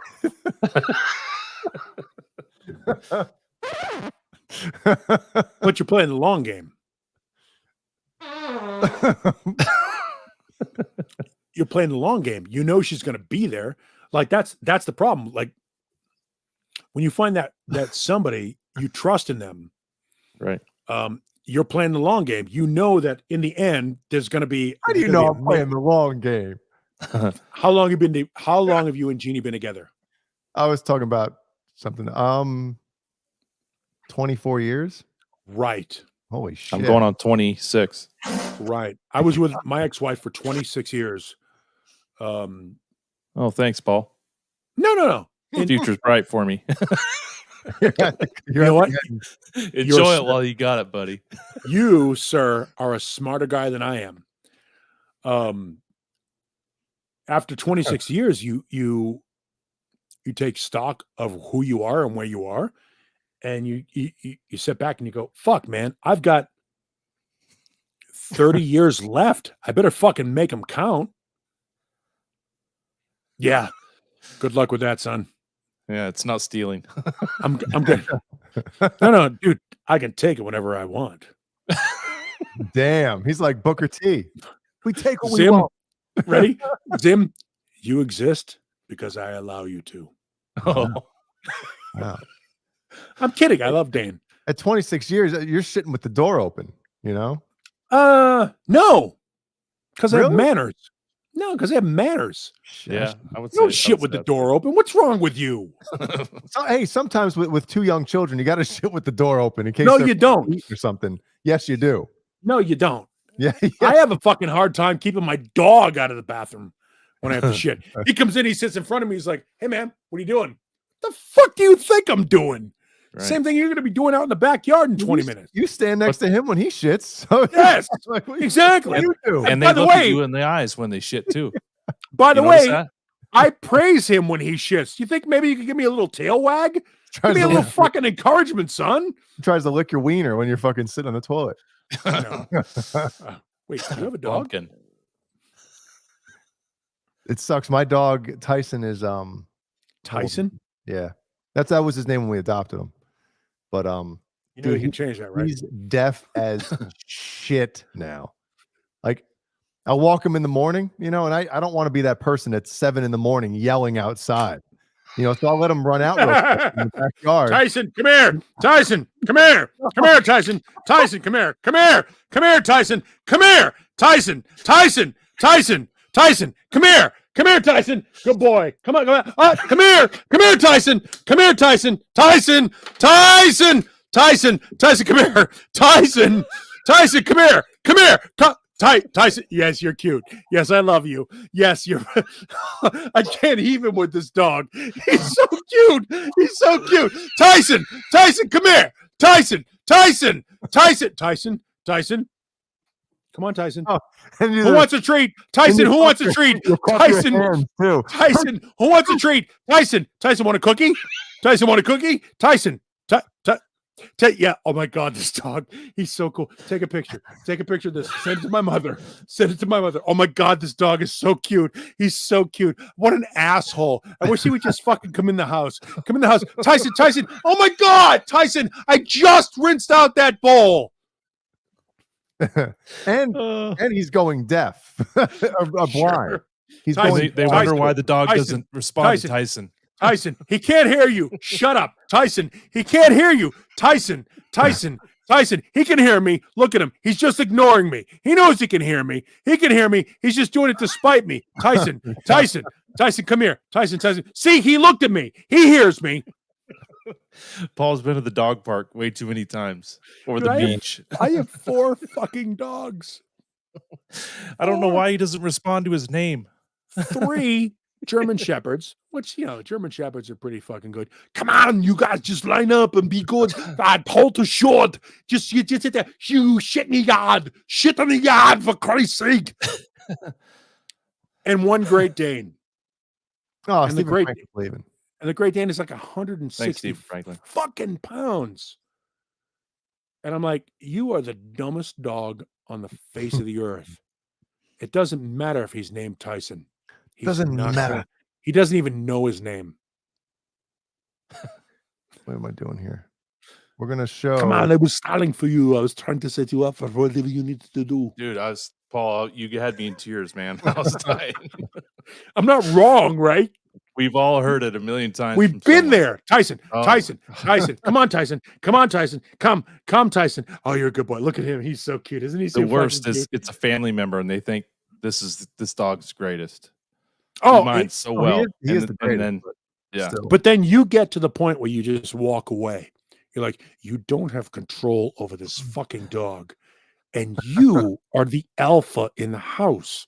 Control your dog and get them in the goddamn house and in their fucking crate. Well, I think the neighbors next to, when you're looking at my house to the left, they have a cat, so they don't have any dogs, right? And Right. I think they already think that I'm nuts because I think I mentioned this not too long ago, but last Christmas I was putting up, a couple weeks before Christmas, I'm putting up the Christmas lights outside, right? And so I had my headphones in, fucking Killian is in taking a nap. All right.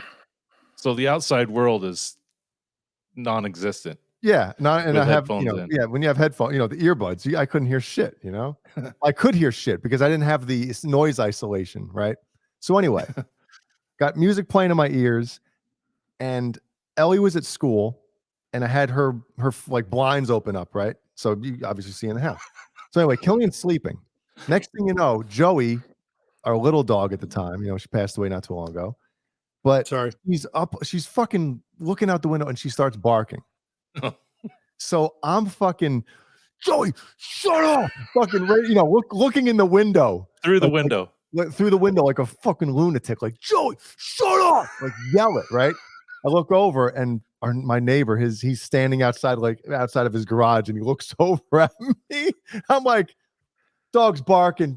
Killian's, I'm making every excuse in the book. Killian's napping, Yeah. I'm looking like this fucking lunatic. Joey, shut up. Oh man. I always wonder what would happen if you're somebody listening and they hear Joey, shut up, and they turn and they look at their wife, they're like, hang on. Shit. And we'll never know if he beat Joey. Yeah. Is this kid Joey? Or Is it Joey Killian? is I Joey can't a remember. dog? Is Joey a human being? Who the fuck is Joey? Is Joey his son or his daughter? Or maybe they thought it sounded like Jeannie. Jeannie, shut up. So here's a question. So now you have a question. Does he have a kid named Joey? Or Jeannie? Shit. Who do I call? Child Protective Services or the police? Fuck me. So Jay, you take the dogs out front to go shit. No, back. Oh, the back. Okay. Yeah. Yep. But you take them for walks. That's your job. No, I just walk them. I put them on a leash usually and walk in the backyard and stuff like that. But in the morning, sometimes if it's just real quick, he's going to go out and piss real fast. Yeah. Just open the door, let him out. But then, now I've been dealing with him fucking roaming around. I'm like, trying to keep it down. He doesn't fucking hear a thing.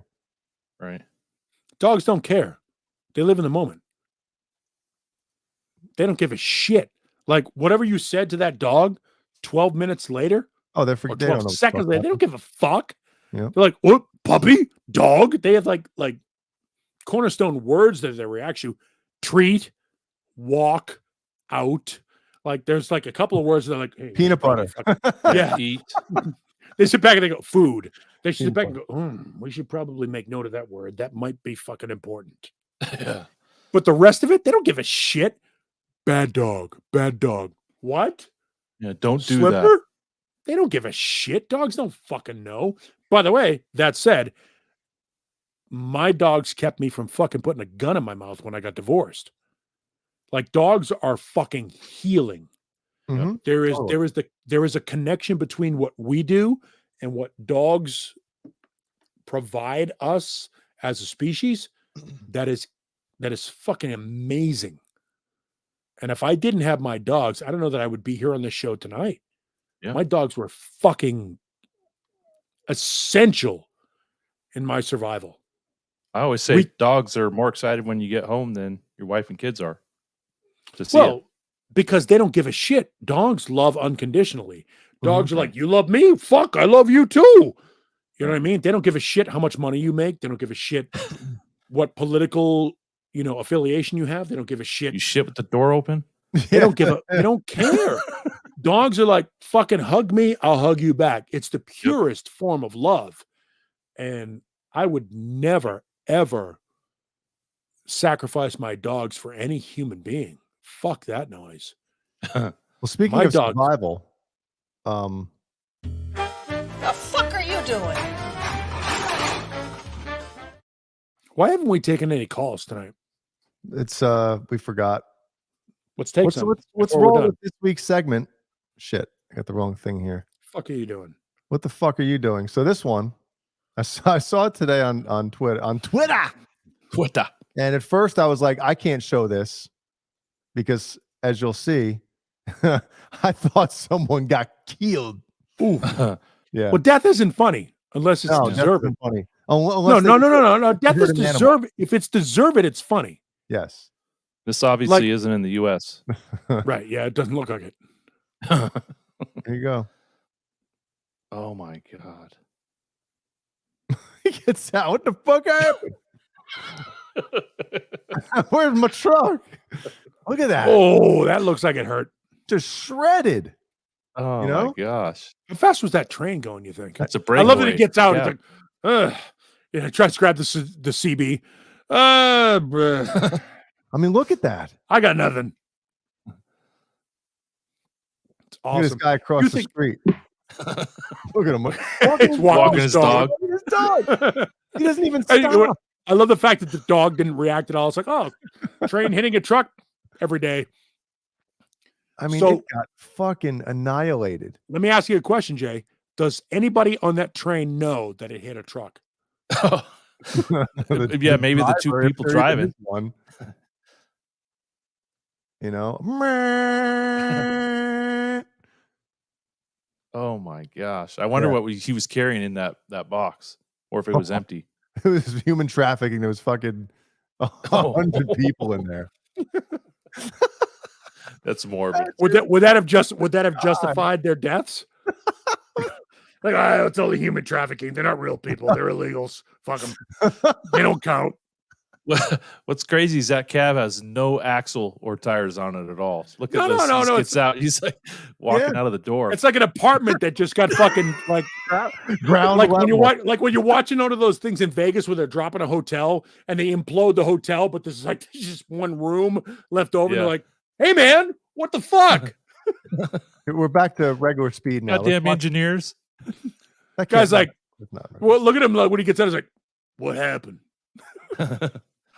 Which I'm sure is understandable. Watch the guy get out. Here's regular speed. Here's full speed.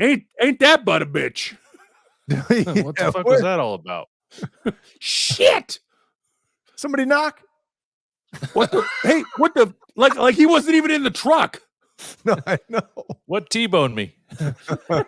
T-bone. Wait a minute, I was asleep. I don't know what happened. Was he trying to? What was he doing? Because he couldn't go anywhere. The thing's down. thing was down. This seems like a good place to stop. Yeah. I mean, my God, look at the guy walking the dog like it's no big deal. Yeah, you think the sound wasn't horrendous? The thing probably sounded like a plane crashing. Plus, the train's loud enough as it is. Then you hear fucking just, oh my God. Look at him. Oh, over here. Take a shit over here. Anyway. Oops. That's funny. That's this week's, what is it again? Where is it? The fuck are you doing? Gotta love that segment. Yeah. Take some calls. It's already 2:20 in the morning. You guys can stay on. You're on the fucking West Coast. Take some calls, Jay. It's two, yeah. Go to 3. I can't. Yes, you can. Jeannie's going to a CWP class tomorrow morning, early. Jeannie isn't you. Sit there. Yeah, but I'm gonna have two young kids that don't sleep in like I like to. So CWP. I gotta get up early tomorrow. I don't like to get up early. You know what I'm saying? You got the Bears tomorrow? Are they Bears playing are on tomorrow 1 night. o'clock? Bears are on tomorrow night. night. Yep. They'll get shellacked. Oh, come on. Yeah. A good start already. You guys can stay on if you want. No, I gotta go too. I would love to stay and take calls from Curtsy for an hour, but False flag. He was unable to call in tonight. Nobody was able to call in tonight. He wanted to discuss I'm not wrong. Testament in their Practice What You Preach album. Great record. Yeah. Wednesday. Yeah, we'll do it Wednesday.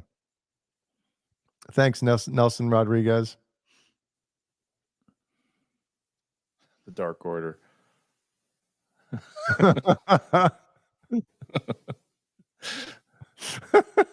I love it. So funny. Thanks, KXM Rocks.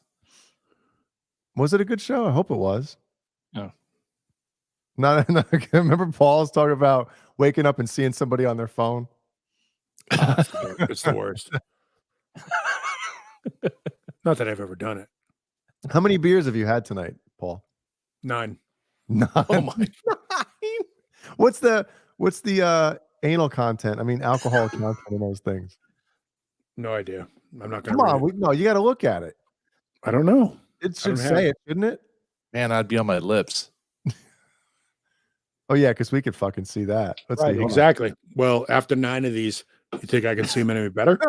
After 9 of these, I love it. Oh man, 9 in just under 3 hours, so it's 3 beers an hour. It's not light beer, right? No, I'm heterosexual. And you? Yeah. Well, Santa Cruz 3600 loves you. Dane, I may swing by the shop tomorrow when the game is on. Probably not. What time is the game on there? 10? It's a 4:00 game. It's the Cardinals and the Raiders, and I will at one point was one of the most photographed Raider fans in America. Mm-hmm. I love the team. I love what they were when they were in Oakland, and even Los Angeles and back to Oakland. But the Vegas Raiders aren't the same Raiders. So my passion for the team is diminished considerably. That said, Dane wants me to walk by because the Raiders are playing the Cardinals tomorrow. Oh, is he? Keith, I haven't. Is Dane's a Cardinals fan? Oh, it's Arizona, so he just wants to, bust my balls. Oh. Well, the Raiders are going to win. Probably, because the Cardinals are not good. Terrible. Because Kyler Murray can't handle the shotgun snap. He can't handle the pressure either. No, he gets to the line of scrimmage. He looks around. He's like reading the defense, and all of a sudden the fucking football hits him in the chest. He should have read the playbook. He's too fucking slow because he's a guy. By the way, there are people, we've encountered these people throughout our entire lives. There are people, males, females, whatever, for whom the world laid itself out in front of them and they could waltz unopposed through it. And Kyler Murray was one of those kids. Kyler Murray, from the time he was like 8 or 9 years old, was the most elite. Yeah, he was the most elite guy in his neighborhood. And then the most elite guy on his youth football team and junior high and high school and college. And then he got into the National Football League and realized, holy shit, everyone around me is the most elite guy at their position in what they did in football growing up. Yeah. And he realized just being the best athlete isn't enough. You got to fucking put a little extra effort in if you're a quarterback. Quarterback. Yep. And Kyler Murray doesn't have it. So I didn't pick the Raiders to win because I don't believe in the Raiders as long as Mark Davis owns them. But I just don't. That said, I don't think the Cardinals are very good.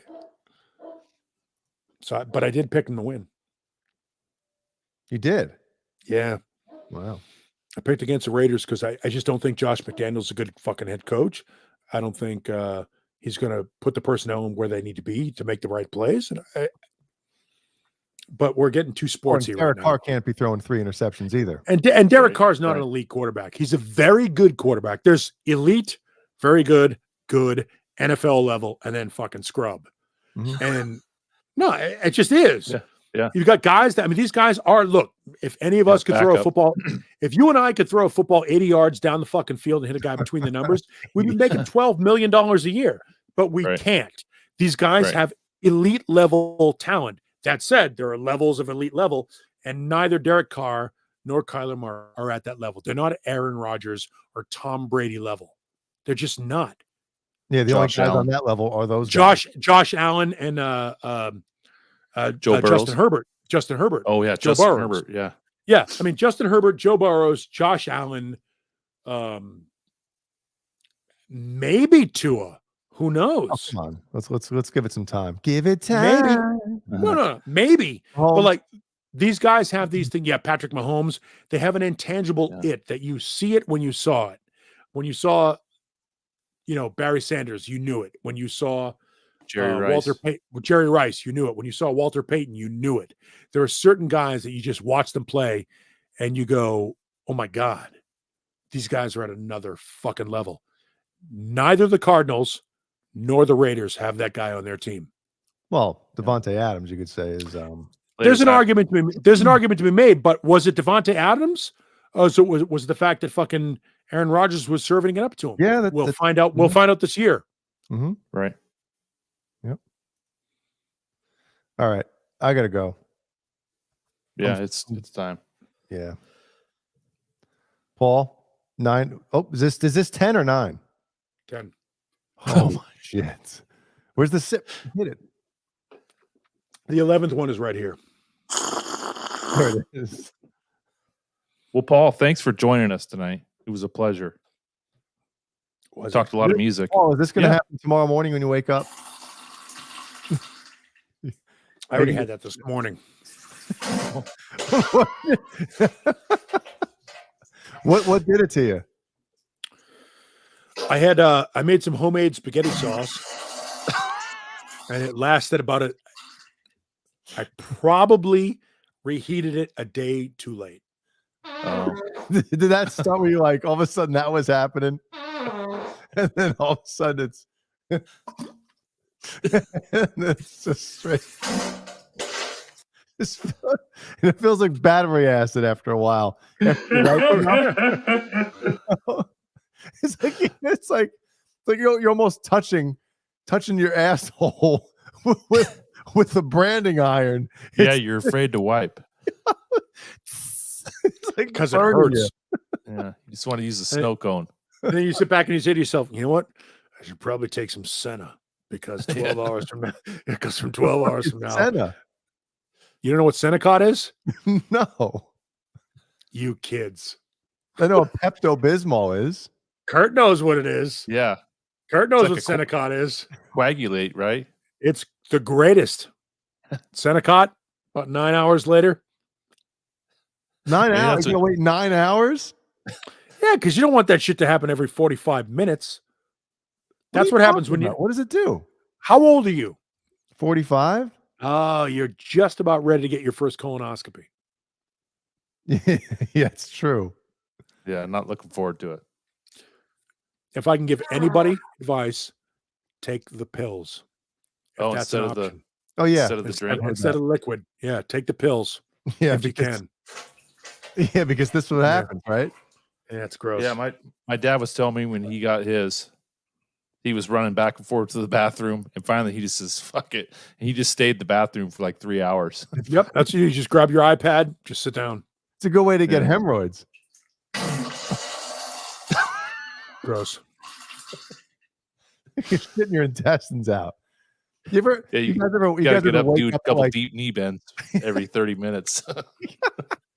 cannonballs? Oh, You guys ever like wake up like 4 a.m. with like it feels like broken glass is going through your intestines? You ever have that feeling? no, I tell you, I'm the most regular person in the world. Once a day, right after a couple cups of coffee. Once Did a we day? did we need to know that? What, the broken glass thing or the once a day? Well, the broken glass thing we can all identify with, but the once a day, that's a level of achievement that not many of us can aspire to. I know. Once a day, what kind of pressure is that, so to speak? Once a day, so you can plan your day around it. Yeah, You know, it's me, like it's like, Jeannie, we can't leave yet. I haven't shit yet. Like, 7:30, like clockwork. damn. So that's why you always text me at 7:30. Around that 7-ish, 7:30-ish, I get that text message. Something's brewing. Dude, when you're on the bowl, this is the greatest invention of mankind. But you know what? I when you're on the bowl, it's the best. It is the because best. you never run out of shit to look for. But so what to I'm speak. saying is that, like, don't they say that the most critical decisions made in your life are made in the shower and in the bathroom? Really? Yeah. I don't know about that. Because you're not distracted. I think I'll kill the president. Gee, you can't even say that on here. Right. Did you say the delay? No, I was gonna hit the beep beep, the sensor button, but I it's not up. There you go. I was gonna hit the delay. Yeah, we have a 7-second delay on here. You need to get one. Yeah, I wish. So but yeah, because you're not distracted by anything. But nowadays when you're shitting, you're on your phone, so that's a distraction there. No, but Right. I remember years ago I heard that, because you're not thinking about anything else. You're thinking about things as opposed to like doing something, you know? Yeah. Doing the thinking for you. Yep. It's Man. amazing how much we surrender to technology. Mm-hmm. Oh man. Like, if you ever want to really feel like you're helpless, unplug your internet for an hour. Yep. I've done that before. I just didn't Just- have it. Just unplug it. Yeah, I know. Obviously, I'm not going to say that the internet companies are unreliable.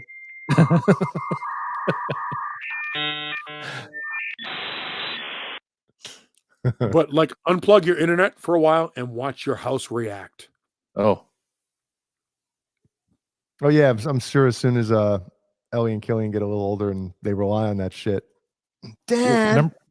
remember how long it used to take to boot up a computer? Mhm. Yeah, I was excited when I got onto AOL at 14.4. But now look how quick the iPad turns on.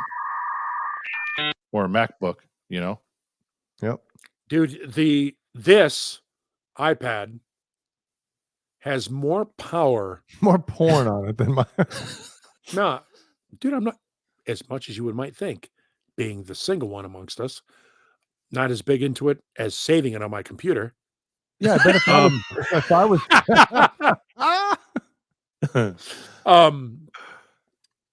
I don't know where I was going with that. Oh, all of this technology makes it both easier and more difficult to stay in touch with each other. Yeah. I think that's where I was going with it. Yep. I almost It's forgot to do something. It's personal and impersonal at the same time. Yeah.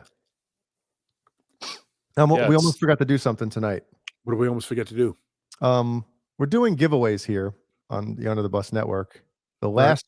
last Wednesday of each month, we're going to be doing a giveaway. We did one last month. Yep. Joe Hervey won a set of EMG Zach Wild signature pickups donated by the Chad. The Chad also this month is donating this Mosaic Nice. 12-string. I probably should have put what it is on there, but if you're interested, Yes. What does the Mosaic do? it's like a 12-string simulator, I guess, type of thing. Yeah. But it's like, obviously the new shit. So That's where Oh, you right. can do Wanted Dead or Alive. there you go. It's like a $200 pedal. So if interested, subscribe to the fucking channel, and we'll do the drawing sometime during the Wednesday 9/28/20. Maybe I'll update this and I'll put Wednesday on there too or something. Put on our tits. And we just don't keep the stuff, Paul. You know, we're giving it back to the people. No, I understand that. You know, I mean, people give you shit for free, and not that you solicit for it, right? But it does happen. People will just send you shit for free if you surreptitiously suggest maybe they should do so. But you, unlike so many other unscrupulous YouTube programs that happen to broadcast at the same time that we're on right now, but you pass the savings and benefits on to those who have chosen to devote their time to our little slice of the internet. How was that? Pretty good. By the way, Wayno tells me I was supposed to tell people my iPad has more power than the first rocket to the moon. And he's right. Yeah. He's right. Like the shit that we take for granted now, technology-wise, imagine if the Beatles had the technology that we have right now to make those records. Maybe they wouldn't be as good as they are. You may be right, because out of limitation comes necessity. Yep. And creativity. Yes. No. How are we gonna right. how are we gonna get that to sound the way that I'm hearing it in my head without plugins? You know? It's like, well, right, we're gonna flip the tape machine on its side, and then we're gonna run it through the fucking toilet. You know, it's like these engineers had to come up with ways to manipulate the shit. Shit. Jesus Dude, if Christ. you can't do it with an acoustic guitar and a bottle of whiskey, you can't do it.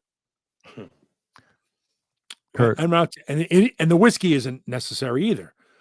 Yeah. The fact of the matter is, you pick up an acoustic guitar, you start banging out the 12 notes that make out the scale, and you find your place.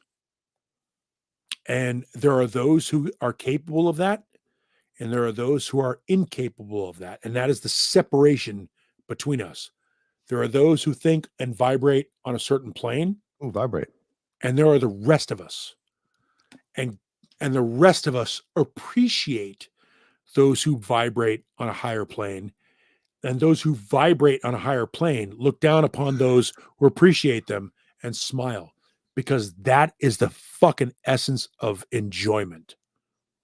Well, we almost forgot to appreciate our patrons tonight. Patreons? We almost forgot to fucking say. Want me to read them? Yeah, read them. Andy Carson, Michael Smith, Steve 5150, Randy Price, Nelson Rodriguez, False Flag. Forget to say the captain, everybody. It's the captain. It's the captain. Stephen Franklin, All Dave, All Night, Paul Martin Woods, Warlag, or is it Wartag? It's Warlag. Warlag. War one ag. Sherman Callahan, Jimmy Ray Hawkins, the guitar player, the famous guitar player, Jimmy Ray Hawkins. Jimmy. Not me. Fairfield Guitar Center, or Guitar Corporation, excuse me. 5150 Fair Warning, Wayno, Mikey Mojo, Ron, Frank Corcoran, Frank Fear, Ron, and Tom Lean. Tom, and by the way, there's We a never spot there knew where who you can see. he was. There's shut up! I'm trying to fucking get you some subscribers. There's a spot right there where it says your name here. That could be you. So, That's Paul, we never knew who Ron was. Yeah. What do you mean? It just says It was Ron. just Ron. It's just Ron. There's no last name. That's our Habs. Could it be Ron Palillo, who played Horseshack on Welcome Back, Cotter? Ron White. Oh shit! I Ron gotta go White. back. Fuck. Ron, remember the name Arhab or Arhabs? Yes. Yeah. Does that name ring a bell?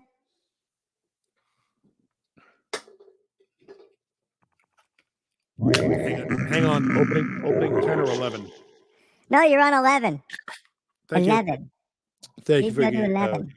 thank you for paying attention. Paul goes to 11. I go to 11. That's what happens when your mom's an alcoholic. Ron, Frank, Mike, Frank. I got them all in Tom, there. Steve, Paul, Dave. The fuck are you doing? Jimmy. I read No, everybody. No, I'm just going through the first names and looking at them. That's all. War. War. Cockfield. Cockfield. I thought it was Fairfield Guitar Cocks. Cock? Lewis. Lewis. Oh man. I want to know. I want to know where Ron is. We found out it's our Habs. I want to know where Paul's porn is. I don't have any porn. His iPad or his laptop. He's got a waterproof case on the screen. I don't need pitch correction to fucking sing in key. What's in that room behind that shelf? Did he build it? Which one of you is doing that? Didn't you say that there was a room behind that Not bookshelf? a room. Yeah, the Not a crusty room, but sock like is the key. No, you put the sock over the door. Why are we looking over which buses we should use? Double-decker bus patron, $10 per person. If we get $10 for every person that's listening or watching tonight, we could change our names. We could change our names to John. Oh my God. Fuck you, don't badmouth us behind our backs. Smash that subscribe button.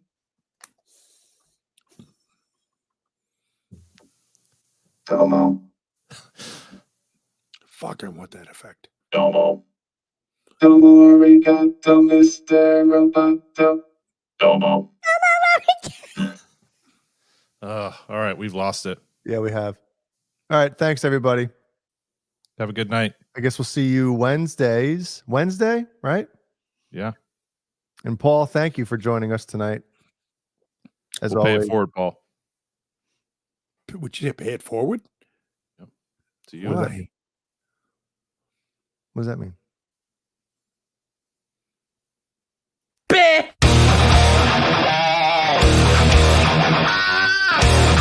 Did I forget something? Nope. Okay. Was that all right? Not to my knowledge. Oh, I forgot to fucking tell you this.